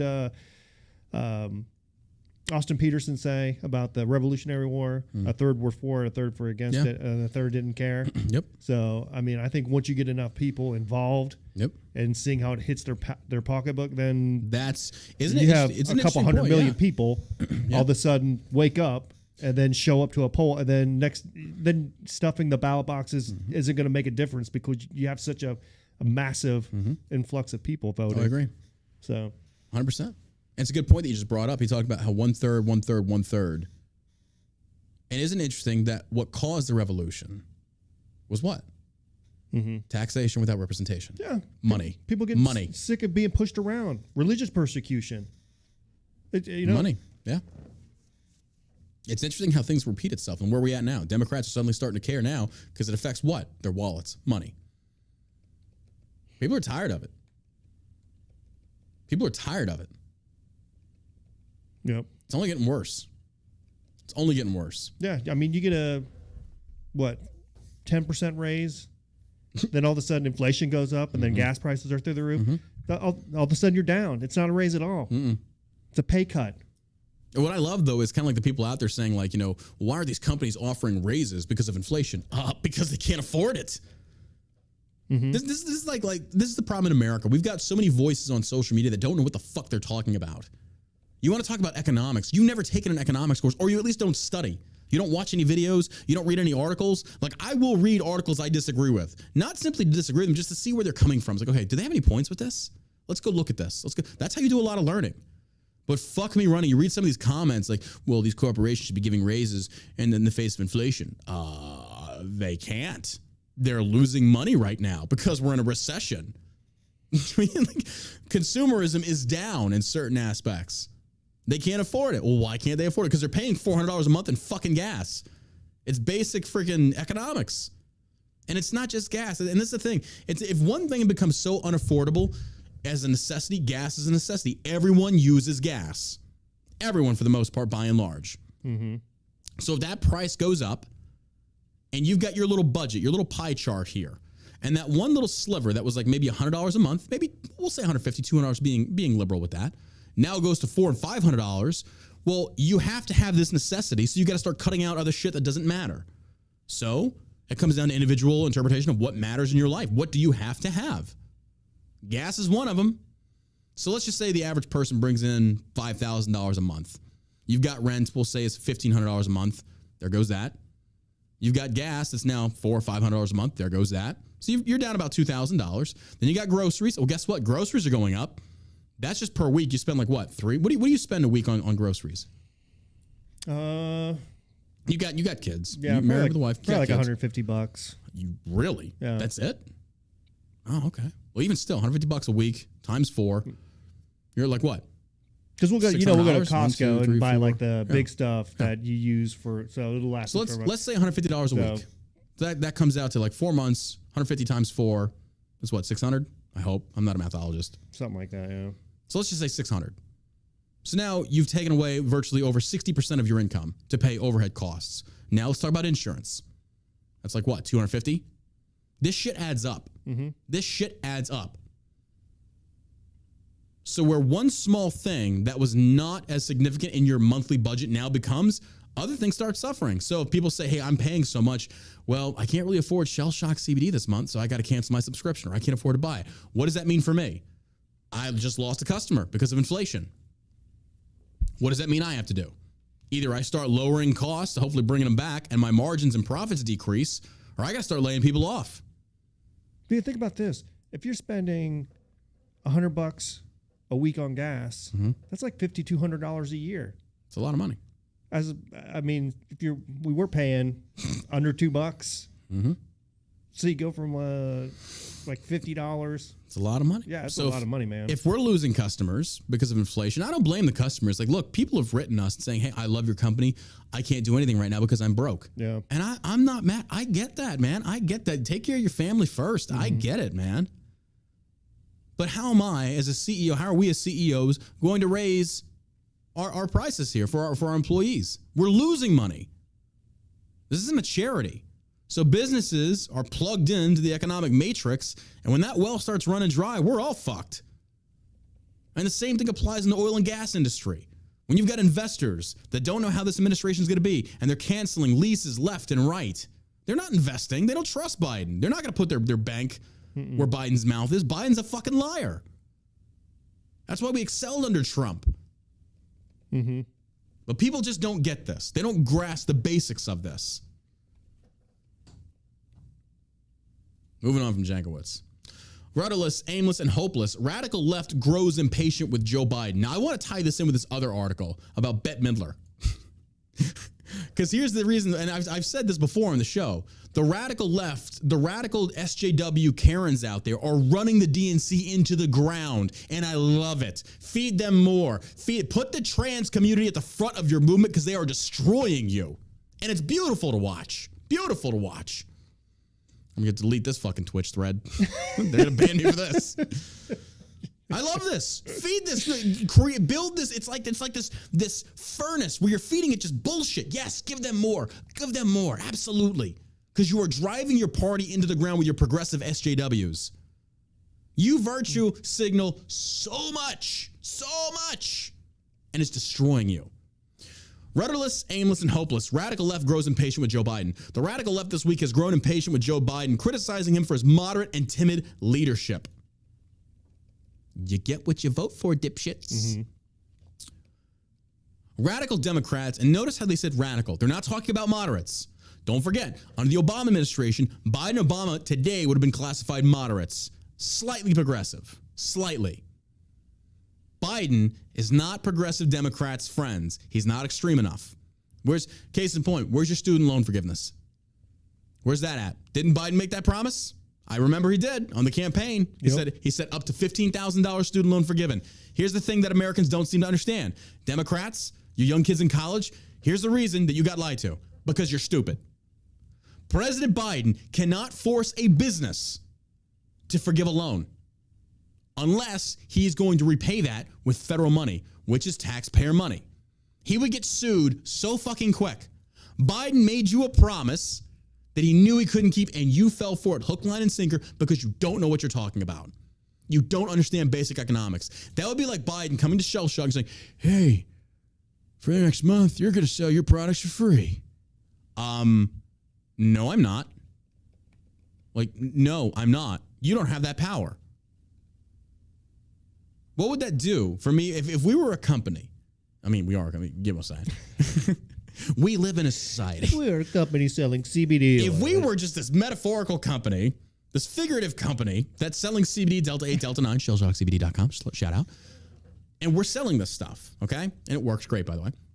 And Biden comes along and says, hey, you're going to forgive up to, oh my God, $100,000 of customers that are just going to get it for free. What would that do to us? Run us out of business. We're done. We're broke. We're bankrupt. Yeah. We're finished. Now, of course, if we're at college and we're making millions and millions hands over fist, that's not going to leave as much of an impact, but it's still an impact. And it's the principle of the matter. Mm-hmm.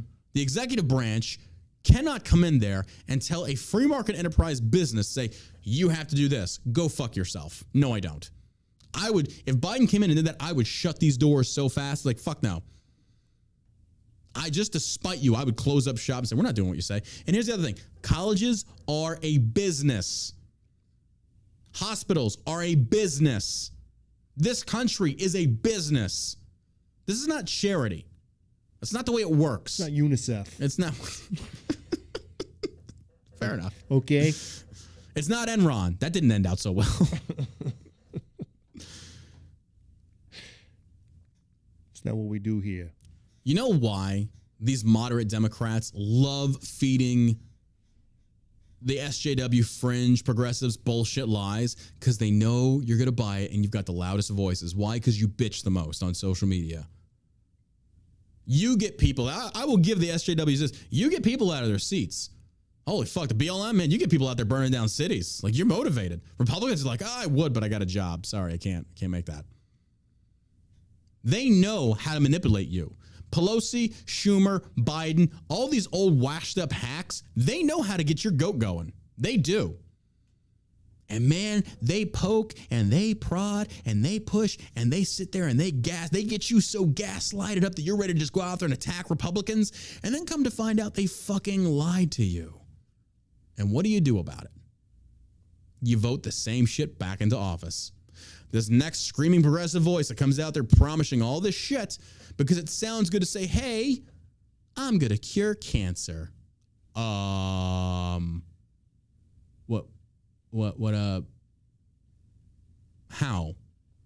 None of you ask the questions of how. You ever notice that in these debates? You ever notice these debates, folks? Do you ever hear the politician actually have a plan laid out specifically? No, it's always on my website. Go look at my website. No, Mr. President, or no, whoever you are. I want to see, give me the cliff notes of how you intend to fix this. That never happens. It's always just bullshit. It's cosmetic bullshit. And the people just love it. Why? Oh, because that person is a Democrat, or because that person is a Republican. And in the meantime, you have people like us sitting there saying, this is the best that America has to offer. We have people out there making medical breakthroughs and discoveries, CEOs of billion-dollar businesses, and this is the shit that we put into power because it's a fucking money-driven popularity contest, and I'm sick of it. I'm fucking sick of it. It's all based around money. Only the rich get to run to that level. And rich, I'm talking about you go out there and you're raising enough money. That's insane to me. Mm-hmm. That's just insane. Camille Rivera, a Democrat strategist, told Politico Biden is missing an opportunity to change America. He's missing the boat here. This is our time to dig in and be absolutely furious because these one-half measures are not working. He's got a real excitability problem, Rivera said. Though it is unclear what Democrats believe Biden can do without action from the Democrat-controlled Congress, another Democrat consultant, Adam Jetlinson, told the Washington Post that Biden is not filling the leadership vacuum. There's a leadership vacuum right now, and he's not filling it. Interesting how you said there's a leadership vacuum, meaning that Trump was an actual good leader. Yeah. There was a leader. And as much as you Democrats hate Trump, you're saying that Biden couldn't even stand in his shoes? Interesting. Weird. I sympathize with the argument that there's very little they can do legislatively, but in moments of crisis, the president is called upon to be a leader. And when people are feeling scared and angry and outraged, they look to him for that, and they're not getting much. No, they're not. Instead, all they're getting for the 4th of July is like, there's some words that represent America. Did you hear that? Did you hear? Oh, it's bad. He gets up there for the 4th of July to brief America. And he's just sitting there, and you've got his wife behind him, probably with like the pull string in the back, like, there's a snake in my boot. Reach for the sky. He says the same shit. I'm going to sniff that kid. Same shit. But he can't even get it out of his mouth now. This guy is like, ladies and gentlemen, we are being run by a shadow government. This president is a puppet. He is not there mentally. You see him in conversations with these world leaders, and you can just tell the on-light, the bulb is burnt out. It's gone. It's off. This guy cannot lead. This is a national security issue. Why are we not talking about invoking the 25th more? My God, if this was Trump, Pelosi would have already had impeachment tattooed on her fucking forehead. You kidding me with this? But this only goes to show you, ladies and gentlemen, of what political bias gets you in this country. Having your identity wrapped around a certain specific political party, this is what it gets you. If Trump was doing what Biden is doing now, you better believe I'd be calling him out just as passionately, saying you are fucking this country up. A third Democratic strategist vented to the Hill that Biden's inaction is frustrating. What do you want the guy to do? What do you want? What inaction? Like, what did you want Biden to do realistically? Or is it maybe because now you're learning that Biden doesn't have all the power you think he does? Mm-hmm. Congress has a lot of power. And when Congress is not on your side, even when it is almost majority left-leaning, you got problems. Now, one thing that does scare me, though, one thing I haven't talked about before, the only thing holding the DNC back from going full-on progressive meltdown is the fact that you've got a lot of boomer DNC moderates still in Congress. Folks, we are headed in a very bad direction. And the reason I'm saying this is you look at the likes of AOC, Ilhan, all these people multiplying in Congress on the left. Then you're going to start seeing some real shit coming down the pipes. Real shit. It's going to get bad. It ain't yet. It's getting there.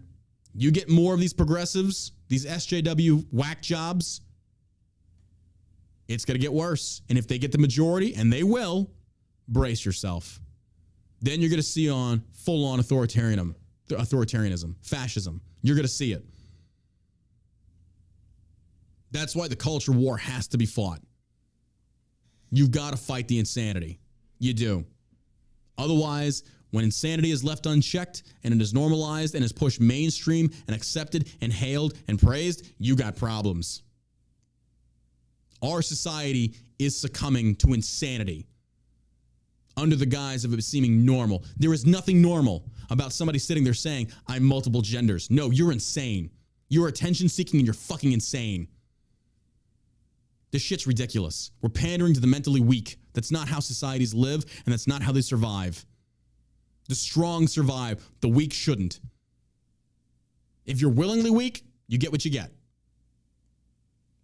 Look, you might not like these words, folks, but this is how the world has worked since the dawn of mankind, and it ain't changing anytime soon. How do I know that? Look at Russia. Look at the Middle East. Look at America. Fair and balanced, my dick, there's no such thing. Yeah. There's always going to be greed. There's always going to be corruption. There's always going to be racism, bigotry, misogyny. It will always exist. It's never going away. You can't breed it out. Ignorance always exists. So what does that mean you do? The very premise is this. You can't stop people from bullying, so you make yourself bully-proof. You can't stop people from raping and pillaging and murdering, so what do? You start carrying a gun, and you kill those that do. I mean, correct me if I'm wrong, but I kind of remember the saying of like an armed society is a polite society. Mm-hmm. How many of those World Star video TikToks have you seen where that dude is getting out of his car, pissed the fuck off, walking up to the other car, and that dude's got a gun waiting on him. He's like, what are you going to do? And then he just starts backing away. Yeah. That's what I thought, motherfucker. You better calm the fuck down. You're going to catch a bullet. Weird how that works, right? Now, let's go back to the main point. I feel like I'm a preacher today. I know we're running on. Let me hold you. I'm in closing. I'm in closing right now. I'm going to close. I'm going to go. Don't pass the tithing plate around. Twitch is my tithing plate, folks. If you want to support us, go subscribe on Twitch. It's $4.99 a month. That's your tithing for the Church of Burke. You're welcome. Not even 10% of what you own, because I think that's what tithing is supposed to be, like 10% of your income. Yeah. The government taxes you on the rest of it. But if you're going to come to the Church of Burke, can I get an amen? Mm-hmm. I'm feeling some SJWs in the house. We got to cast out some retarded demons. Twitch.com/TheJohnBurke. You can come subscribe for like $5 a month. Supports us. You don't have to. You get the content for free either way. We are the fastest growing podcast in it now. We're not. We're not. Yep. Okay. Now, the reason I want to tell you guys about this article is I want to tie this into Bette Midler. Now, pay attention here. Insane Democrats, the SJWs, are going so far off the reservation that the very monster that they have created is eating their own now. And the reason I say that is Bette Midler is slammed for transphobic accusations. And she says, I'm trying to save democracy for all people. No, you're not. You're disagreeing with the democratic process is what you're doing. You're extremists and you don't even know it. You sit there and you see Roe v. Wade being overturned and passed back down to the states, which is a good thing, regardless of whatever it is.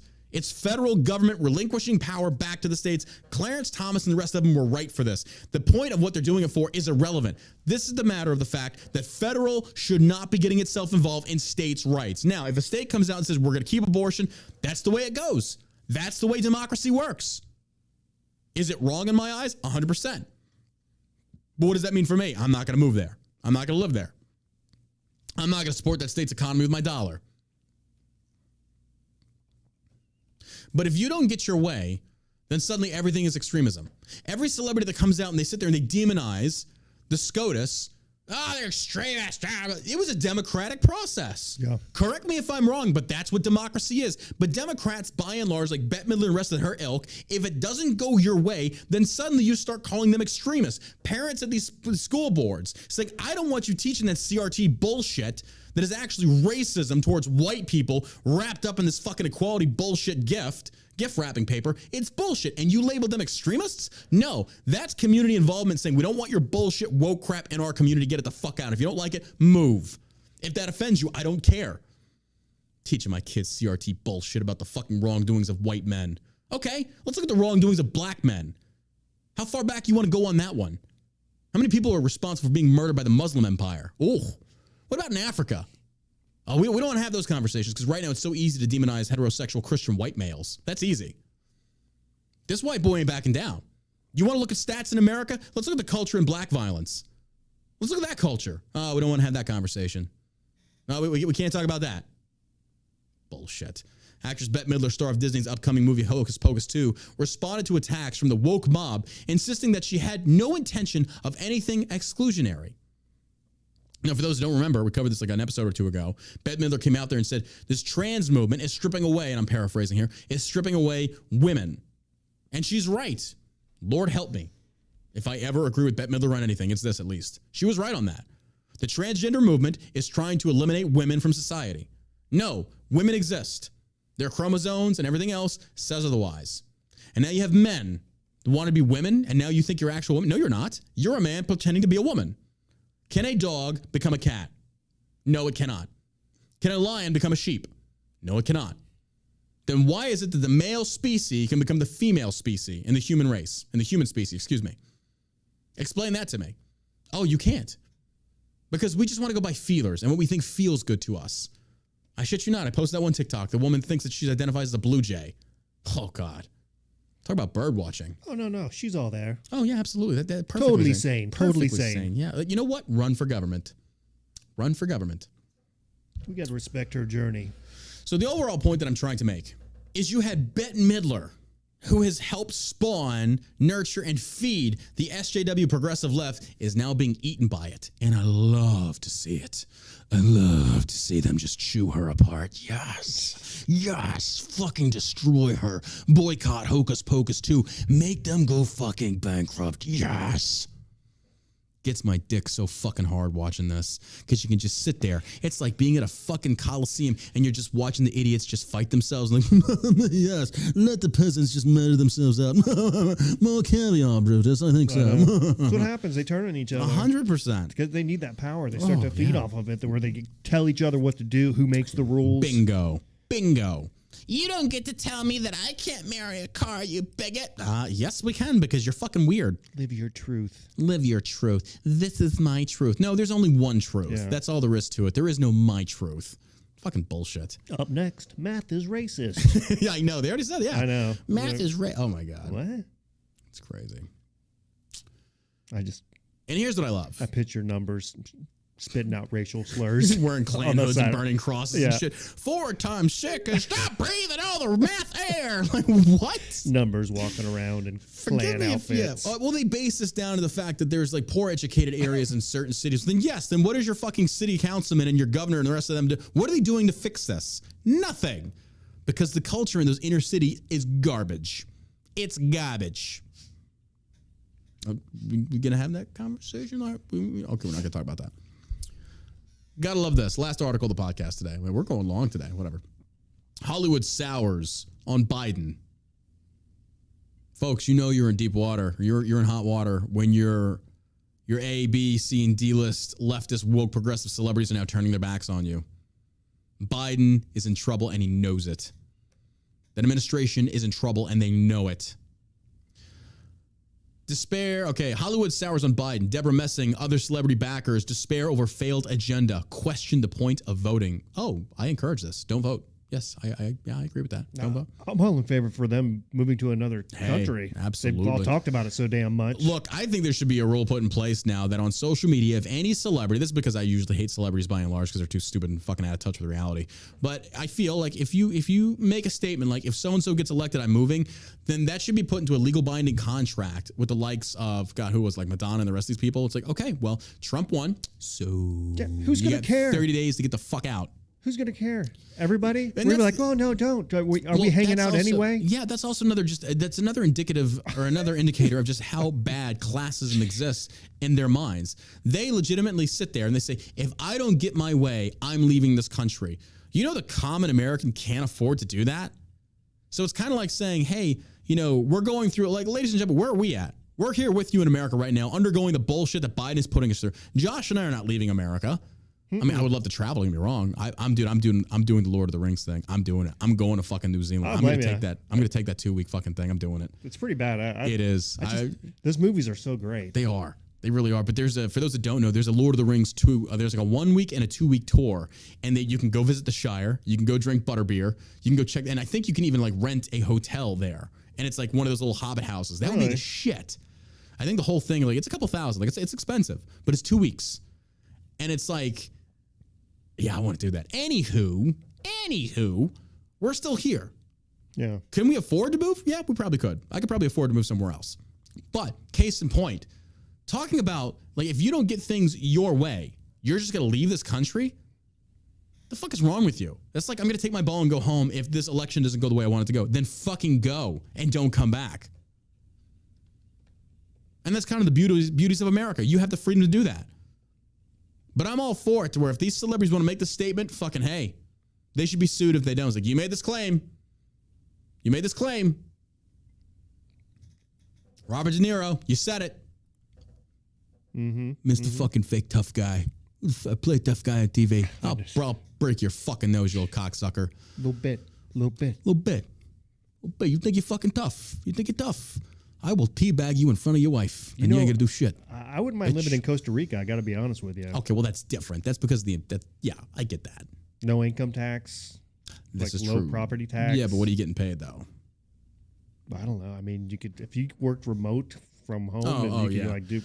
No, because you still get taxes as an American. Yeah. Yeah. It's bullshit. It is bullshit. I talked to a friend that's done that. He worked overseas and he's still an American citizen. He had dual citizen, but I forget what it was, but they still taxed him. That's some, Well, forget it then. Not going anywhere. President Joe Biden is reportedly losing the support of some of his most reliable cheerleaders, Hollywood celebrities who dutifully propagate White House talking points to their millions of social media followers. In a recent White House call with dozens of celebrity Democratic backers, the mood was angry and despairing over the Biden administration's inability to push its agenda forward, especially in light of the Supreme Court recent reversal of Roe v. Wade, according to CNN report. For those that don't realize, Roe v. Wade is not, if the most, or at least second, biggest issue in America. Again, I never saw this getting overturned. I did not think it was going to do it. I didn't, and it did. And I'm honestly shocked. I was like, Jesus. Really? Yeah. I didn't think they were going to approach this. Here we are. Liberals are screaming mad right now. They're furious. You know, these people legitimately feel like, we were talking to Tyler earlier, we were having this conversation, like he sees women on these dating apps and now they're legitimately talking about, like, I'm not going to date a man unless he has a vasectomy. You could have put the societal pressure on people already, but now that you're economically, financially responsible, now you suddenly start showing responsibility. Isn't that kind of funny how that works? When they start saying, hey, you have the responsibility where if you let a dude blow his baby goo in you and you get knocked up, you don't get to kill it. Yeah. So either you stop having sex or you start figuring out ways of preventing yourself from getting pregnant. There are ways. And here's the thing. The responsibility can be solely on the men. I'm okay with that. You know why? Because I'll wear a condom. I always wear condoms. You know why? Because I don't want to get her pregnant. Or I can go get snipped. Now, I would never ask, the more I started understanding and realizing what birth control does to a woman, I was like, okay, I get it. Mm-hmm. I would never ask whoever I'm with to go on birth control. I'll wear a condom. I'll go get snipped because that shit fucks with their bodies. It fucks with their hormones, the chemicals. It really messes with a lot of women. So it's like, okay, fair enough. It takes two to tango. No pun intended because I love tango. But now it's just kind of funny to me how financially you're now responsible. And what are you doing? Oh, you're making responsible decisions. Odd how that works. When you're forced into a corner of accepting responsibilities of your actions and the consequences thereof, suddenly you've got all. I posted one of the. If you're not following Dating Libs on Instagram and Twitter, you should be, and Facebook. It's pretty funny. Dating Libs. Yes, I run the page. You should go look at some of these women.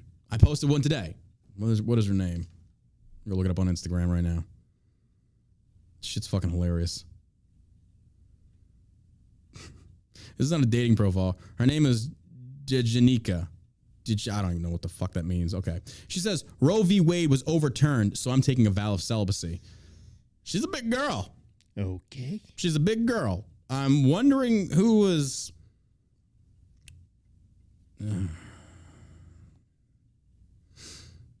Just kind of wondering who was fucking her. I'm just going to say it. You're a big girl.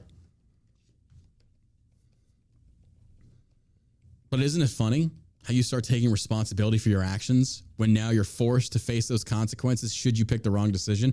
It's almost like when the government stops acting as your fiscal safety net, you start making smart decisions.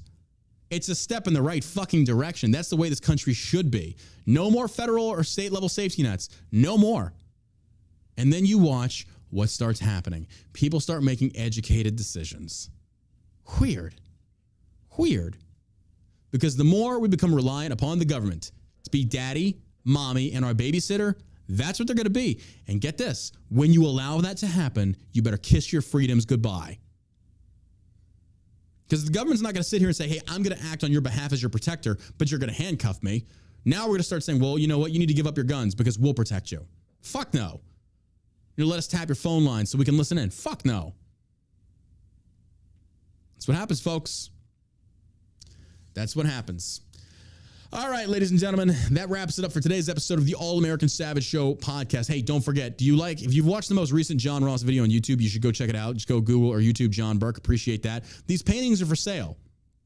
AllAmericanSavageShow.com. If you want to purchase the paintings, they're there. Most recent painting is up there. Again, it is AllAmericanSavageShow.com. It's some great merch for the podcast. You want to support us? Go over there. Great website. You can follow the social medias, all that stuff. So again, that is AllAmericanSavageShow.com, the official website of myself and the podcast. We want to say thank you to our Twitch supporters. You guys are fucking amazing. Thank you for subscribing to us over there. Really appreciate all the fiscal support. And again, you can check us out, shellshockcbd.com. We've got Delta 8, Delta 9, rack out gummies, things that'll help you sleep, reduce your stress, reducing your anxiety. We can do so much for you. Let us earn your business. Go over there, use code Burke, 10% off most products. Give us a shot. What do you got to lose? Better quality of life. Invest now. Got anything to add, my man? Yeah, thanks for listening, everybody. As always, folks, you stay savage, America.